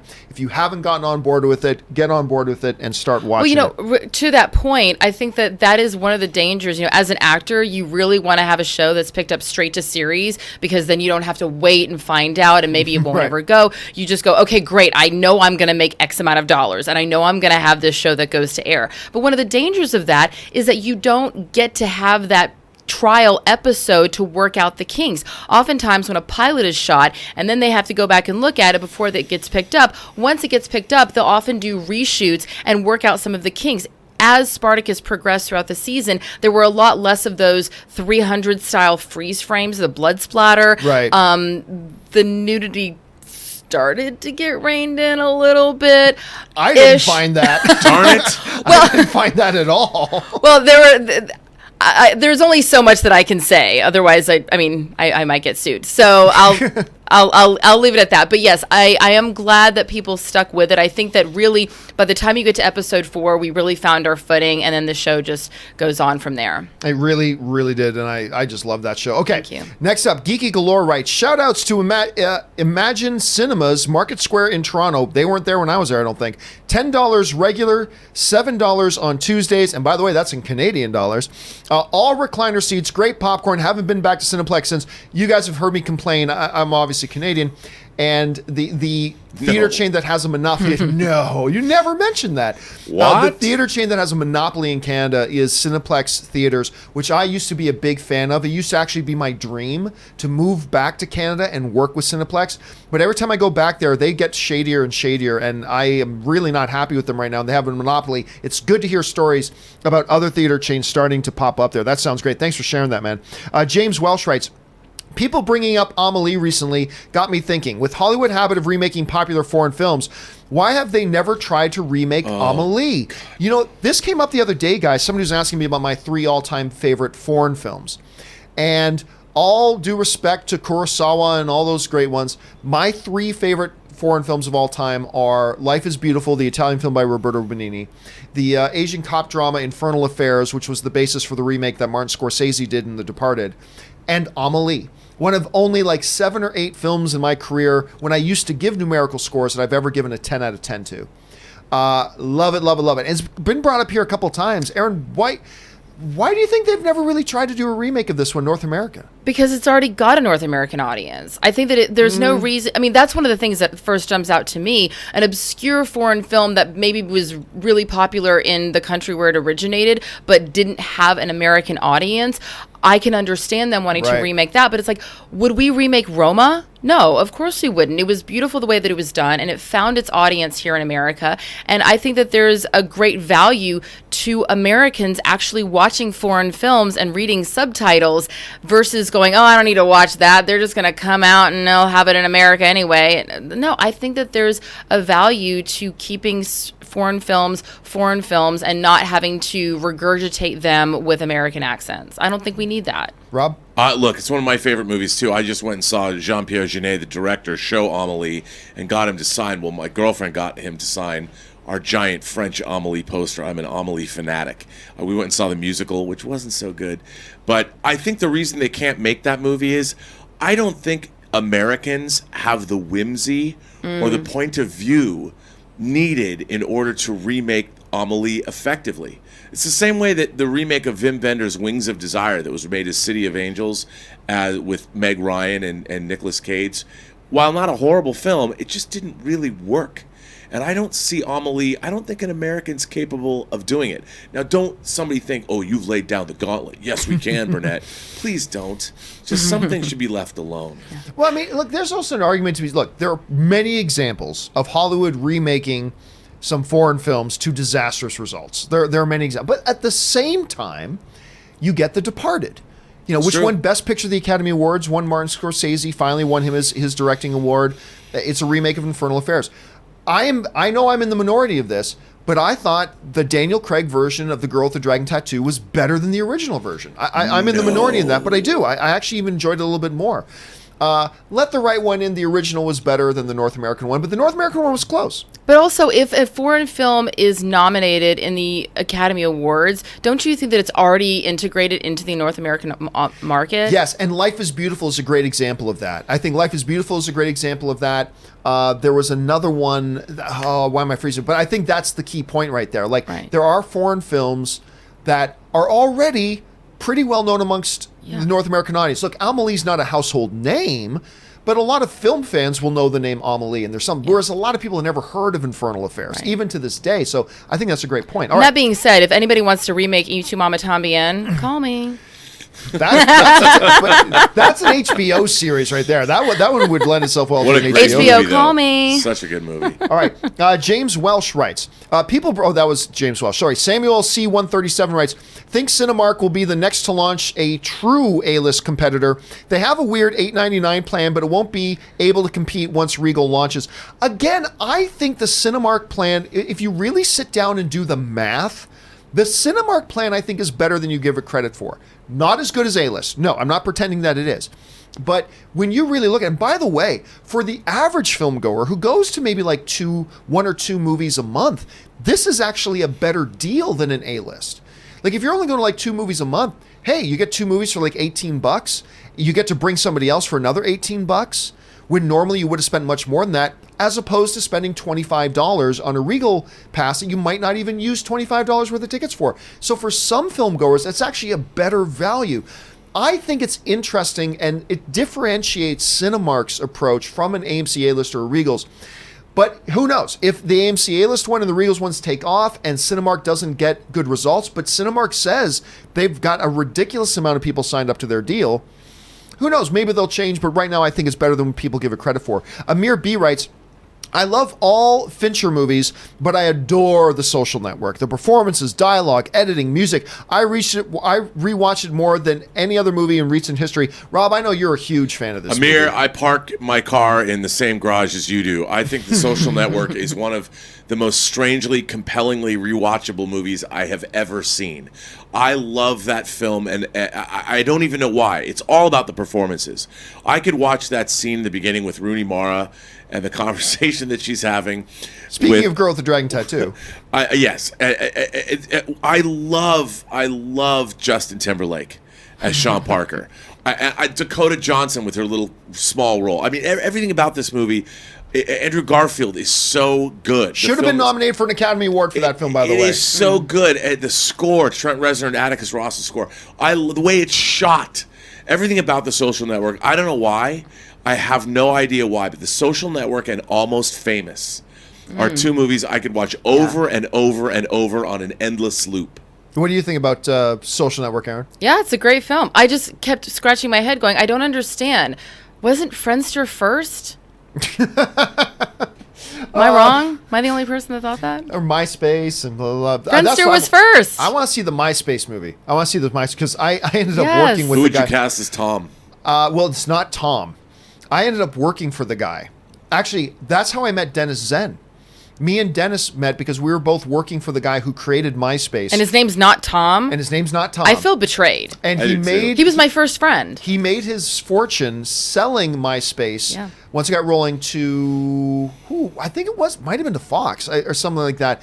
But anyway, that's how he made his fortune. And then Dennis and I met while working at this one place that guy ran. So anyway, that's a total side note. Why did I even bring that up? Because Cinema Reviews writes, over under 5% Aladdin crosses the $1 billion mark. I'm going to say under. It would still have like $130 million to go. It's already in its 6th week. It's been an amazing run. This movie's made way more money than a lot of people thought it would. But I think even at 5%, and that's a good low number, Cinema, but even at 5, I think I'll have to take the under. I just don't see any way it can make another 130 million at this point. Can't think of a good username writes, we know because Endgame didn't pass Avatar, people are going to call it a flop. We've been joking a lot lately that, look, everybody, and this is the point I think I can't think is trying to make. People misuse the word flop. You cannot, guys, can we just agree? Just get the word out there. You cannot apply the word flop to any movie that makes money. Can we just please get past that? You cannot apply the word flop to a movie that made money. You can say something underperformed, never say something flopped. All right, Zaya writes, can animated films qualify for best editing and direction? If so, why don't they get nominated? Well, because they've never deserved to be. Look, yes, they do qualify for it, but remember, there are like 500 to 700 Oscar-eligible films that get released every year.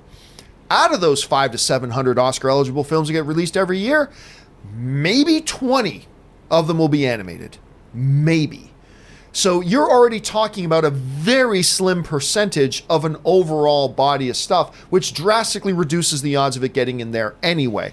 So Rob, unless I'm mistaken, I do believe the animated films do qualify for those other awards, Sure. I believe, but they just never got nominated. No, and as an editor myself, I would say the difference is that if an edit doesn't work with an animated film, you could just go have it redrawn to make it work. I mean, I think as somebody, I've been fascinated by the whole science and the language of editing since I was a kid. And that's sort of spilled over. I've been editing now professionally for almost 30 years. And it's definitely a discipline and an art form.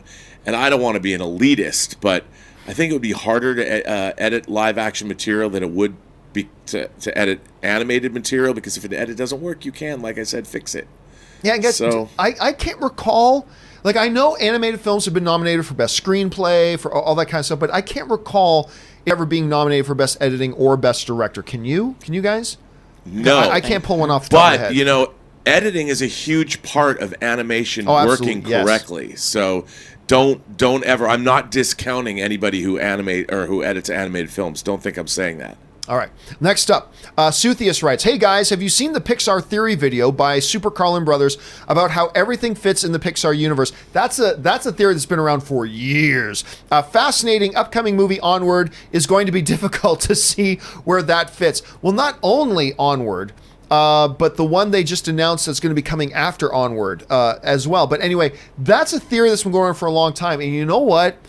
I buy into it. I don't buy into a lot of these fan theories about stuff, but this is one that I do actually buy into. Onward may be a little bit of an exception. Actually, there are probably a couple that might be a bit of an exception, but I don't think they're ever going to be overtly, like, they're never going to make a Pixar shared universe.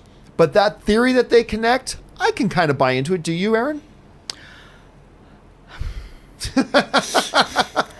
Robert, what do you think?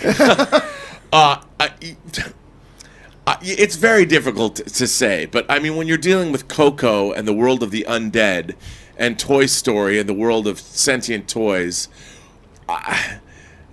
that's a big universe you're talking about. So why can't Onward connect?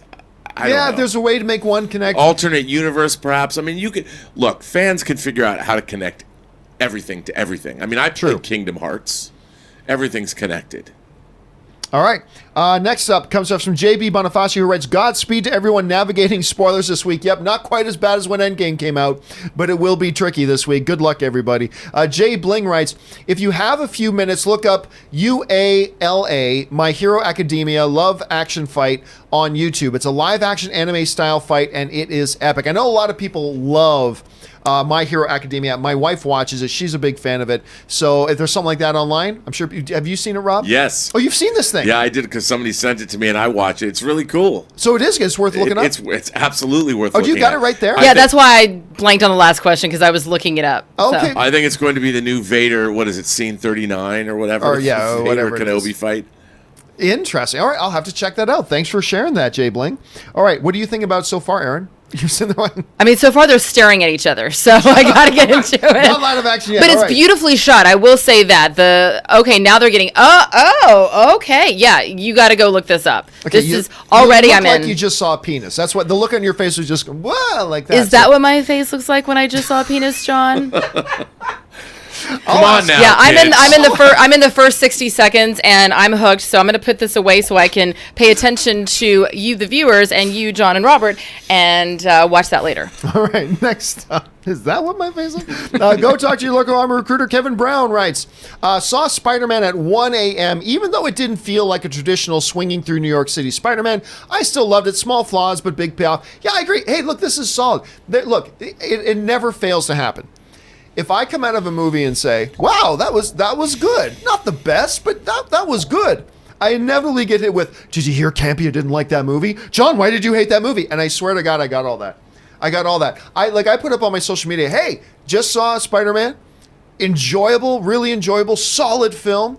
It doesn't live up to the hype that got given me. I don't think it comes close to living up to the hype. It's like greatest Spider-Man movie ever, but solidly enjoyable, good film, blah, blah, blah. And I got lambasted with, well, Campea didn't like Spider-Man. It's like, oh my God. Anyway, that definitely happened. I agree. I think it's a good movie. I think it's an entertaining movie. I think people are going to really enjoy it. Post-credit scene is fabulous, although a post-credit scene shouldn't be the best scene in your movie, but whatever. And I think it had a good payoff. So I agree with you, Go Walk, or Go Talk. R Squared Games just sends in a super chat. Thank you, R Squared. Let's see. Artur Mansouri writes, John, just curious if you would give Booksmart a 10 out of 10. No. Booksmart right now still is my number one film of the year, but I would not give it a 10 out of 10. I don't hand out 10s like candy like a lot of other people do. Because like I always complain, guys, that it's a 10, 10, 10 or a 0, 0, 0 environment we live in right now. A movie fan sees a movie they like, 10, it's perfect, it's the best thing I've ever seen. And if you don't say that, then that means you hated it and it gets a 0. And I think in my entire career, now I don't give out numerical scores anymore. I stopped doing that a couple of years ago. But in the entire time that I did give out numerical scores, I think in all the years I've done this, I think maybe I've given out 7 or 8. Maybe I'm forgetting a couple, but I guarantee you it's no more than like 12 or 13 films in my life that I've given out a 10 to. And so, no, I wouldn't give Booksmart a 10 out of 10. But it is still my number one film of the year so far. I still really, really love that movie. Kevin Brown writes again, Spider-Man was brilliant. Feige and Pascal Coop on this movie as far as continuity to past movies is unparalleled, and the end credits, woo, I can't comment on any of that. I can't comment on any of that because I want to make sure I don't skirt away anything, but thanks for sharing your thoughts, man. Jeff Crow writes, when will we see J. Jonah Jameson again? Because he is under Sony, he is more likely showing up in the MCU or Venomverse, if at all. It's kind of the same situation as Norman Osborn. Like, it's going to be up to Sony at that point. That's again, another character that's going to be up to Sony. So who really knows? It's whichever one Sony wants to do. If Sony wants him in their verse, they have him interact with Eddie Brock. Maybe Eddie Brock needs a new boss. We know that in Venom. Maybe he'll pop up there. Maybe they'll want to leverage him in the MCU. We'll have to wait and see. Kyle White writes, just wanted to shout out to my wonderful girlfriend, Michelle John. This is the one I told you about who is 19 years older than me. We're about to start the MCU together tonight. Well, that's always fun when you get to start on a film franchise together. I remember, this is a true story, guys, when Ann and I were dating and we were starting to get serious, we were about 3 or 4 months in to dating and it came up. We were talking about something. She goes, yeah, one of these days I got to watch those Star Wars movies. And it's like the record scratch. I'm like, wait, time out. You've never watched Star Wars. And it's like, no, I haven't. I said, okay, so tomorrow, clear your schedule. We need to sit down and watch the original trilogy.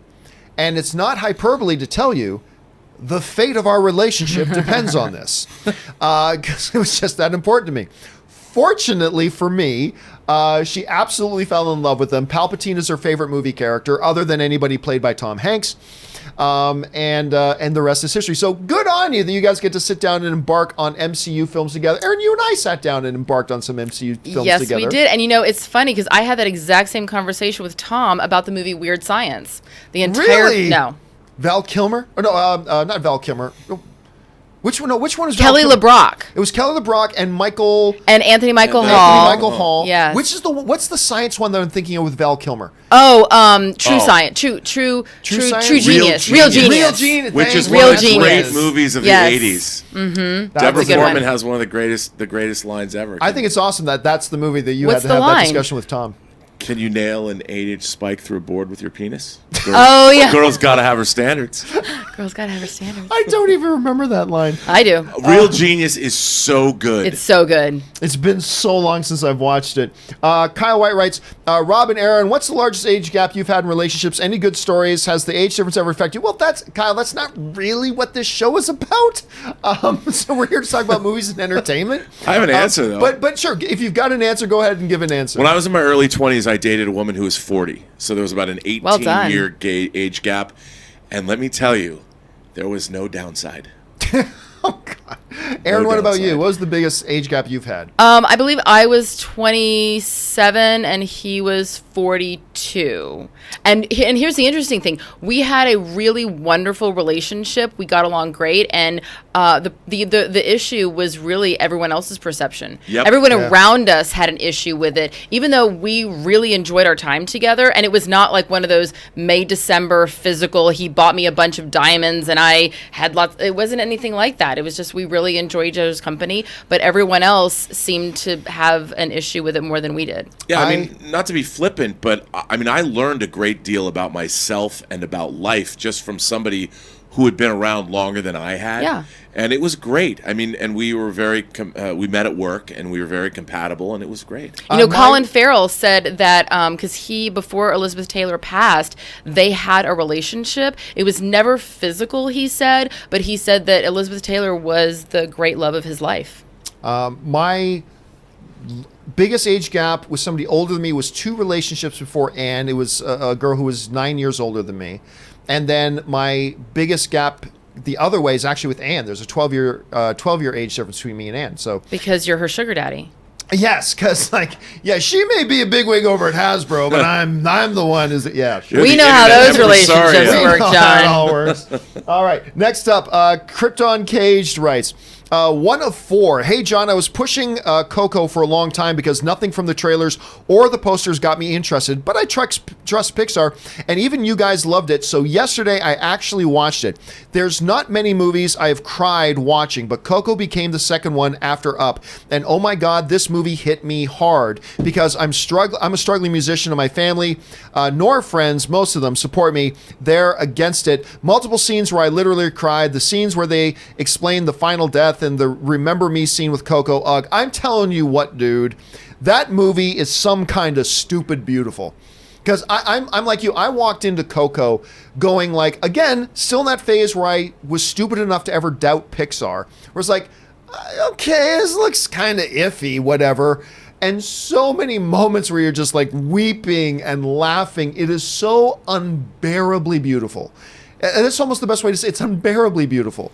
It's so great. And with the humor and all that kind of stuff, it's just a magnificent film. And that's the one where I finally walked out and went, that's it. I'm done. I'm out of the doubting Pixar business. I'll never, because I doubted WALL-E. I doubted Ratatouille.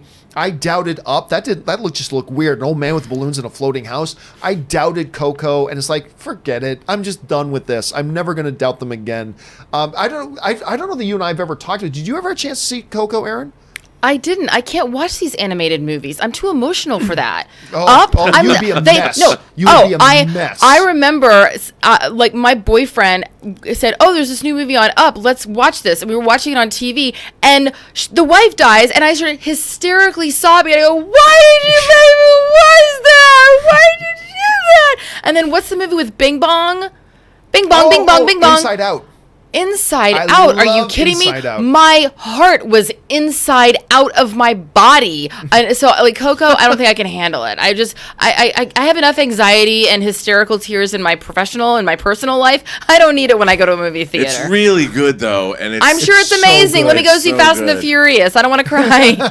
It's so good. That's gonna make me cry. That moment, I'm so glad you brought that moment in Inside Out, where she realizes they let her embrace her sadness. Oh my God! I'm sitting in the theater going, I'm not going to cry. I'm not going to cry. I'm going to cry It's right now. So beautiful, but Coco, oh my God! You at some point though, seriously, I Erin, will. You I will love watching that movie. You got to check that out sometime. All right, last question we're going to ask before we're going to let Erin and Robert take off out of here today. Suthius writes in. One episode of Star Talk had scientist Carolyn Porco, who was a part of the Voyager mission. She also consulted on the 2009 Star Trek. The scene of the Enterprise dropping out of warp into Saturn's atmosphere and rising up was her idea. Now, I'm going to confess right now, I have no idea what Star Talk is, and I have no idea who Carolyn Porco is. Rob, do you know anything about this? Well, Star Talk is the show that Neil deGrasse Tyson is on. And that was the one shot in Star Trek 09 that I loved. So it makes sense that it comes from an actual real scientist as opposed to the rest of the gobbledygook that made up that movie. But wait, is this an ongoing series by... Yeah, it's like a weekly show. And is Star Talk? See, now I'm putting together. Is that Star Talk as in a thing of Star like a Trek podcast. talk? Like Talking Dead? It's science. No, it's science talk. Oh, it's okay. science Got it. talk. So it's not Okay. talk about Star Trek. No, it's literally talk about stars. About real science. Got it. And they just so happen to have this Scientists on there. scientist on there who they talk about. Oh, that's interesting. That's the too. one This- thing they listen to her about. There's no scientific accuracy in the rest of that movie in any small smidgen of an iota of scientific accuracy. But listen, guys, we've gone an hour and a half at this point, so it's time for us to allow Erin and Robert get on with their regular lives and the things that they need to do. Rob, thanks so much for being here again, buddy. Where can people find you online? You can find me on Instagram at RM Burnett, find me on Twitter at BurnettRM, or find me on my own YouTube channel, The Burnett Work. And one of my absolute favorite people in the world, Erin Cummings. Erin, thank you so much for being here again today. Where can people find you? People can find me at Erin L. Cummings or on my podcast, Kappa Kappa Cancer, your guide to the sorority you never wanted to join. And I would like to give a special shout out to my main man, my ride or die, Tom Degnan, who he and I are celebrating 3 years of marriage today. That's right. And Yeah. I Wow. just realized I've had the wrong lower third on you all day. So today you shall be known as Jonathan Voico at Sonic if you want it. Because so apparently that's where people can find you again. At Erin, ERINL, as in Lover Girl, Cummings with an S. And where can people find your podcast? Anywhere you listen to podcasts, Kappa Kappa Cancer is a Castbox original, so I would love for people to download the Castbox app and find me there. However, wherever you listen to podcasts, whether it's Spotify, iTunes, or anywhere else, that's where you can find us. All right, guys, thanks so much for being here again. I love having you guys here, and have a great rest of your day. And while these guys check out you and I, everybody, we're going to keep on. Now it's a little bit more intimate. It's less of a crowded room. We get to get a little bit more romantic. So let's move on here with the live questions. And the next one up comes to us from Main Man Cam 7, who writes, I don't care how good Spider-Man Far From Home is. If he can't float through the air while smelling a delicious pie, then the movie is a failure. Of course, quoting one of the great moments in Spider-Man Into the Spider-Verse, which is still to me the best Spider-Man movie. Can you float through the air while smelling a delicious pie? That is one of the great lines in that movie. I love it. Good point, main man. Good point. Next up, Sheepdog117 writes, excited back-to-back Spider-Man and Toy Story tonight. That's a good double feature, dude, because these are actually two different movies. These are actually two different movies, but both really enjoyable in their own right. I mean, Toy Story is one of the best movies of the year so far to me, Toy Story 4, and Spider-Man, you're gonna have a good time. So that's a good back-to-back tonight, Sheepdog. Phi Nguyen writes, I worked in a theater before, and when people left their trash, I didn't think it was a big deal. Most employees know that's a part of the job, I feel. Well, we were talking about that the other day, Phi, and you know what? I think I was a little guilty of that at some point as well, that, hey, it's just part of the job. I can leave my garbage on the floor, let somebody else pick it up. But then that big story came out a number of months ago, remember, in Variety, that kind of highlights just how badly treated a lot of the not regular theater staff, but the overnight cleaning crews, how they're treated and all that kind of stuff. And all of a sudden I felt like an ass. It's like, I don't go into a buddy's house and just leave garbage on the floor. They'll pick it up later. It's just, no, pick up after yourself. Like, don't get me wrong. If I forget a napkin that I dropped on the floor, I'm not going to lose any sleep over it. But I remember, you know what? Yeah, there are people here who will clean up, but why would I just be an animal and just leave crap laying around the floor if I don't need to? Like, if I'm like, I don't know, if I had a kid and I'm carrying a baby, I'm not going to worry about leaving my empty popcorn bucket on the floor. I'm not going to worry about it. But if I'm just getting out, what's stopping me from just picking up my empty cup and picking up my empty popcorn bag and just taking it to the trash? I'm heading that way anyway, right? Well, come on, guys, let's be better behaved movie fans. Anyway, S. Beam writes, Far From Home tonight, Knives Out trailer, thoughts? Again, I really like the Knives Out trailer. I just didn't like that last line. That last line was it's really a shame that the trailer kind of ends with that last line. CSI, KFC, not a funny line. I loved every other moment of the trailer, but I really didn't like that line. Overall, trailer's great. I just wish they ended it with a better line. I'm Upset writes, if Kraven movie happens, should Spidey be in it? No, they're not, as far as we know, they're not crossing over the universes. You're not going to get a live-action Spider-Man in the Sonyverse as long as there's a live-action Spider-Man in the MCU, unless they make they create an entirely new deal, and Marvel completely does a 360 and changes their direction on, well, I guess that would be a 180. Does a complete 180 and changes direction, but no, they're not going to see Spider-Man in the Sonyverse until they change something radically, which they have not done, and I don't think they're going to do anytime soon. Ace Infinity writes, "Hey, John, I saw Far From Home. All I'll say is watch for one specific line from one character. It'll feel like a wink. The mid-credit scene made me shit myself. I squealed. It made me a very happy man." Yeah, and a lot of people talking about that credit scene, and the credit scene lives up to the hype. The credit scenes live up to the hype. Guys, make sure you stay for both. There are two. Make sure you stay from both. Absolutely. And I know the scene you're talking about, Ace. Again, we can't talk about it here, but I cannot wait for this coming Sunday, where we're going to be able to sit down and have an open spoiler discussion about this movie. I'm excited about it. Ace follows up with, "I love what they did with Mysterio. I hope you will too. The Spider-Man action is also superb. Enjoy, my friend." Yeah, I thought the action was quite good. Not the best action we've seen in the MCU, but maybe the best action we've seen in a Spider-Man movie. Again, I don't think this is the best Spider-Man movie. I put as probably my number 3 favorite Spider-Man movie, but the action in it might be the best action we've ever had in a Spider-Man film. It is really well done. Let's see. Ed Hannon writes, "Would Star-Lord have defeated Thanos easily if he never lost half of his celestial status?" No, he wouldn't have. Because remember, he was already half celestial, and he got beat by Ronan the Accuser. So if he couldn't beat Ronan, then he wasn't going to beat Thanos. So my guess, now maybe Kevin Feige will say otherwise someday, but my guess that is the answer to that question is no. David McDavid Deserves Better writes, which makes the most sense for the NHL's 33rd franchise? Houston, San Diego, Toronto, or Quebec? Hamilton. Hamilton is the one that makes more sense, the one that was supposed to get the Ottawa Senators in the first place. Ska C writes, Knives Out trailer, I enjoyed it. I had a good time with it, just not that KFC line.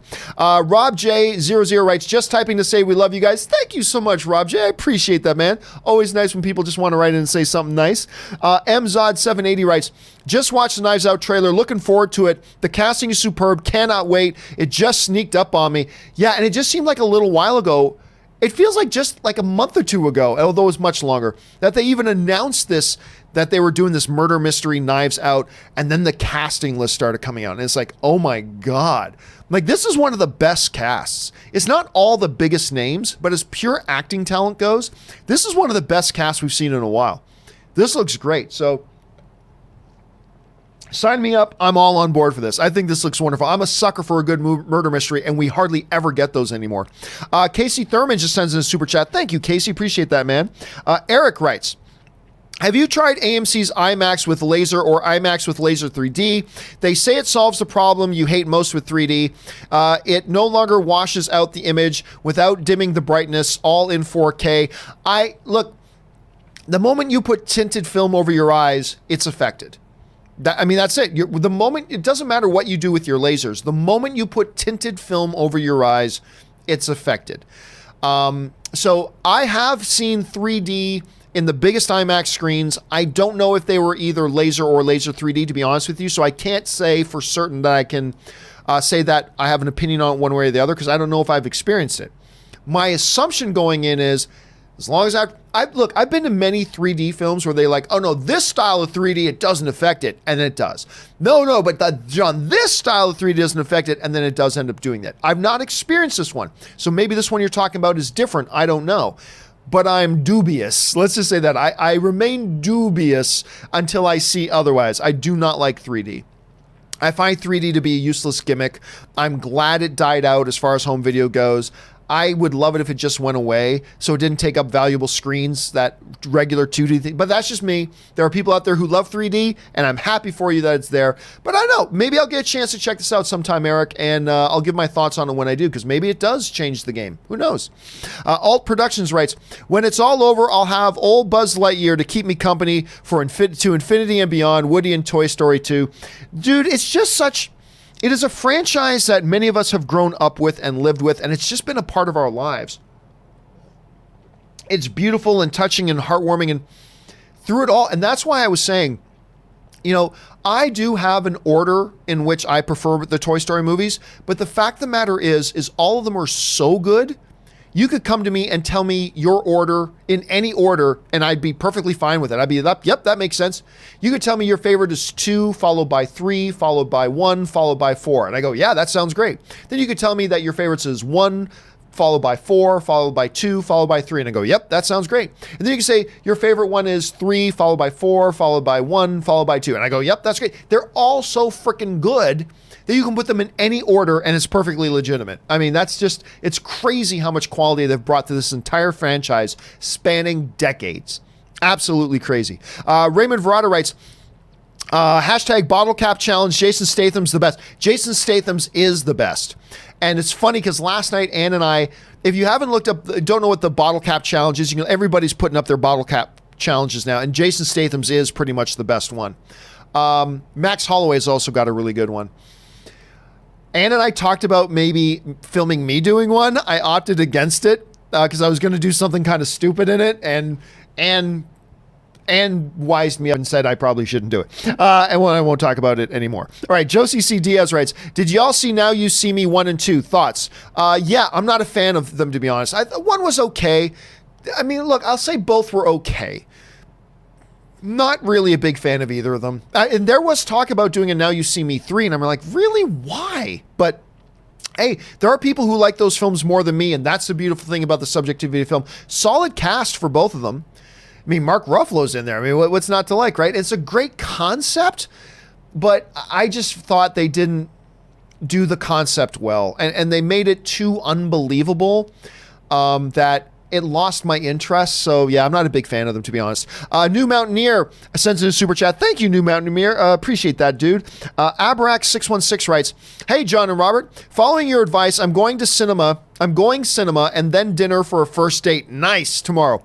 Should we go to Aladdin or Toy Story 4? Any other advice? Thanks for the great work as always. And first of all, Abraxas, wise, my friend, wise. Take my advice. You're going on a first date. Some people say dates aren't good or movies aren't good for a first date. They are. The problem is people historically do them in the wrong order. They do dinner and then a movie. Wrong order. Your order should be movie, then dinner. That should be your order. Because you don't want to end your date on just sitting quietly beside each other, not talking, and then the movie's over and then you end your night. That's not how you do it. What you do is you go to the movies first. You have a shared experience at the movie.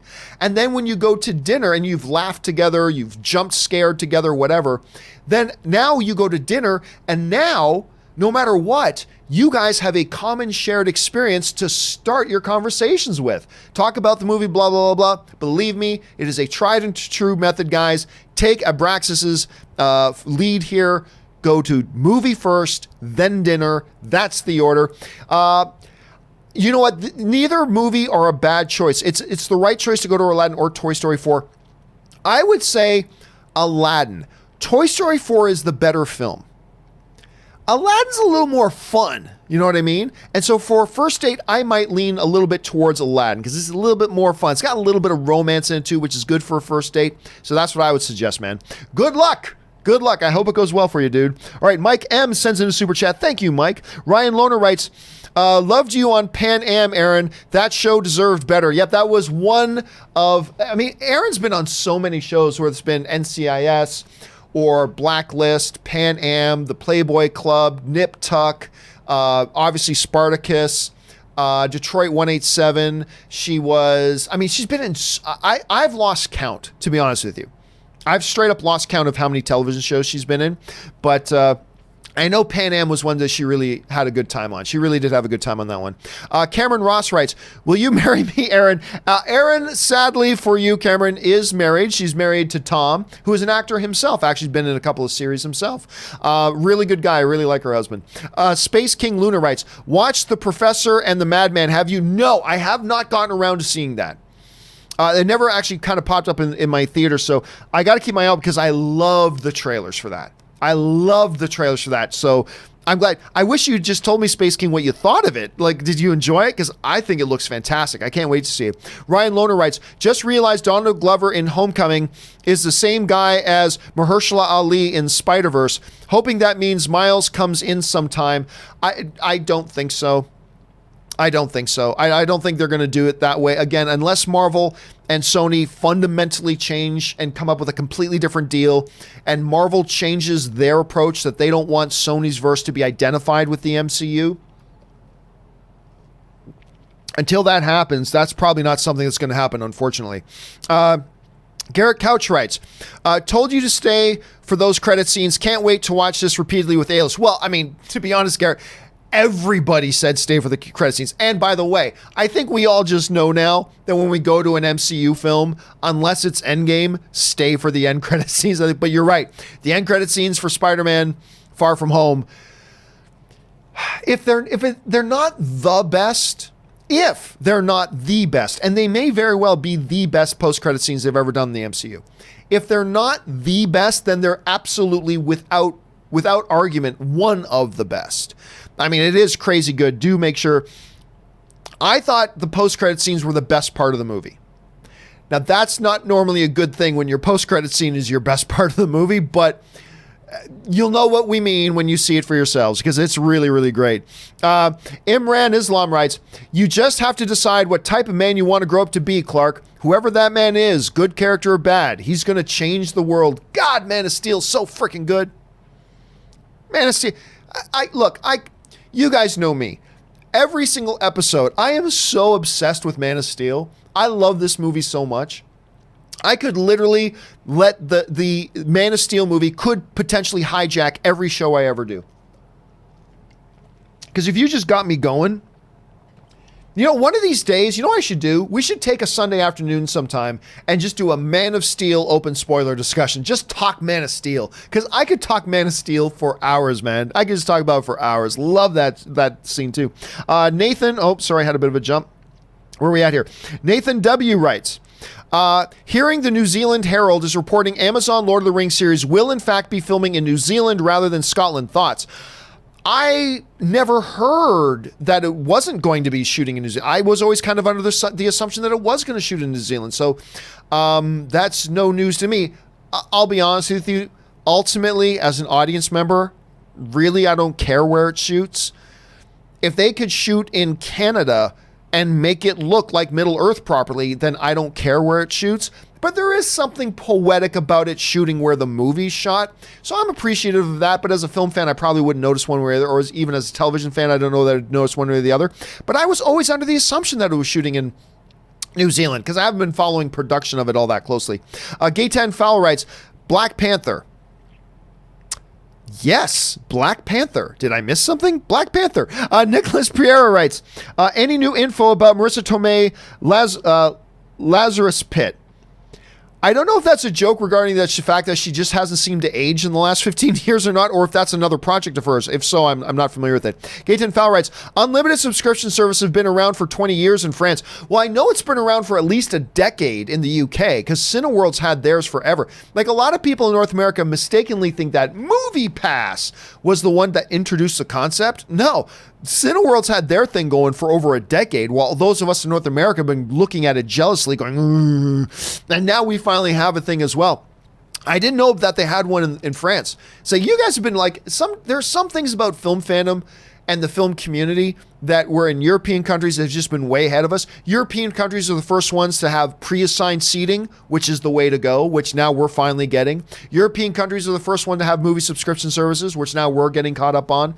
Yeah, a lot of the great things in film fandom and in the film community at large get started over in Europe instead of over here. Edgar Navarro writes, like Shazam a lot, but the ending really didn't sit well with me. I don't know why, I just didn't like it. Oh, I love the ending. I was giddy and jumping and all that kind of stuff. I just really loved the ending. I still think they should have kept that post-credit scene in. Whether it was a post-credit scene or a final scene of the movie, I still think they should have kept that in there. But man, I love the ending. Absolutely adored it. But hey, man, We had different opinions of it. That's the best thing about being film fans, Edgar. All right, S. Beam writes, Erin and Rob have favorite episodes of Frasier. Unfortunately, they're not here right now. Sorry about that, S. Beam. Brendan Millspaw writes, one of your movie YouTuber peers put up a Spider-Man video on her channel with the post-credit scene spoiled in the damn thumbnail. Damn careless. I'll just say this. Yeah, I saw that there were other YouTube channels putting up spoiler reviews, like full spoiler reviews, before the damn movie even opened. Using the excuse that, well, it opened in another country somewhere first. Basically saying all the trolls who wanted to spoil this movie for everybody, you don't even have to go see the movie. I'll give you all the spoilers. Now you can take the spoilers and go spoil it for everyone. I don't like it. Again, I'm not going to condemn anybody for it. I just think it's not a good thing to do. I think it's a disservice to the fan community. That's my opinion, whatever. But hey, whatever. Maybe people think there are things I do that they think is disservices to the fan community, so I'm not going to judge. Just not something that I appreciate as a film fan, but that's just me. Steve James writes, so how mad was Anne that you saw Far From Home without her? Not at all, actually. She came home from work yesterday, and I explained it to her, and she goes, well, yeah, you really should talk about it on your show tomorrow, so you should probably go tonight. I got the best wife in the world, guys. I just simply have the best wife in the world.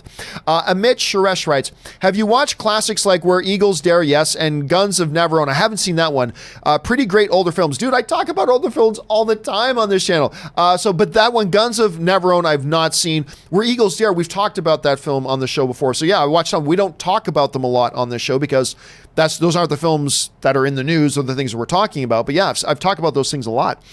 Tito Machado writes, can't remember laughing so hard since Melissa McCarthy's Spy. That movie deserves to become a franchise and spin-off with Jason Statham. You know, that was a movie that caught a lot of people by surprise, including me. I didn't think Spy looked all that good. I think most people didn't think Spy looked all that good. And then it came out, and I went to go see it mostly because Jason Statham was in it. And I think it was Luke Evans that was in that as well. Anyway. And a lot of people were like, wow, that was actually really funny. And when people went to go see it, generally speaking, they really did like it. It was very much a surprise comedy for a lot of people. I mean, we all knew it was a comedy, but it surprised us with how good it was. Totally with you on that, Tito. All right. Epic Berserker writes, you still have a bit of a security problem, Headmaster. Don't know what that's a reference to. If Rob was here, maybe he would know it. And the last question today comes to us from Rickiest Ricky, who writes, thoughts on why... I have no idea what SWGE is. Sorry about that. If you're going to use... honestly, I don't know. If you use abbreviations, guys, you're rolling the dice, and I don't know what SWGE is. And I can't sit here blank screening while I'm trying to figure it out. Anyway, guys, that will do it for today's installment of the John Campea Show. Thank you so much for being here, guys. Not only being here and being a part of the community, sending in the questions, giving us great things to talk about, but also when you do that, guys, you're supporting the channel, and I thank you so much for that. Don't forget, guys, the John Campea Show returns again tomorrow. Tomorrow's going to be me, Rob, and Chris Carr is going to be joining us again tomorrow, so make sure you come back and join us for that. Don't forget as well, mark down in your calendars now that on this coming Sunday, we're going to have our Spider-Man Far From Home open spoiler discussion. Guys, go enjoy. Have a great day, guys. My name is John Campea. Thanks for being here, and until next time, bye-bye.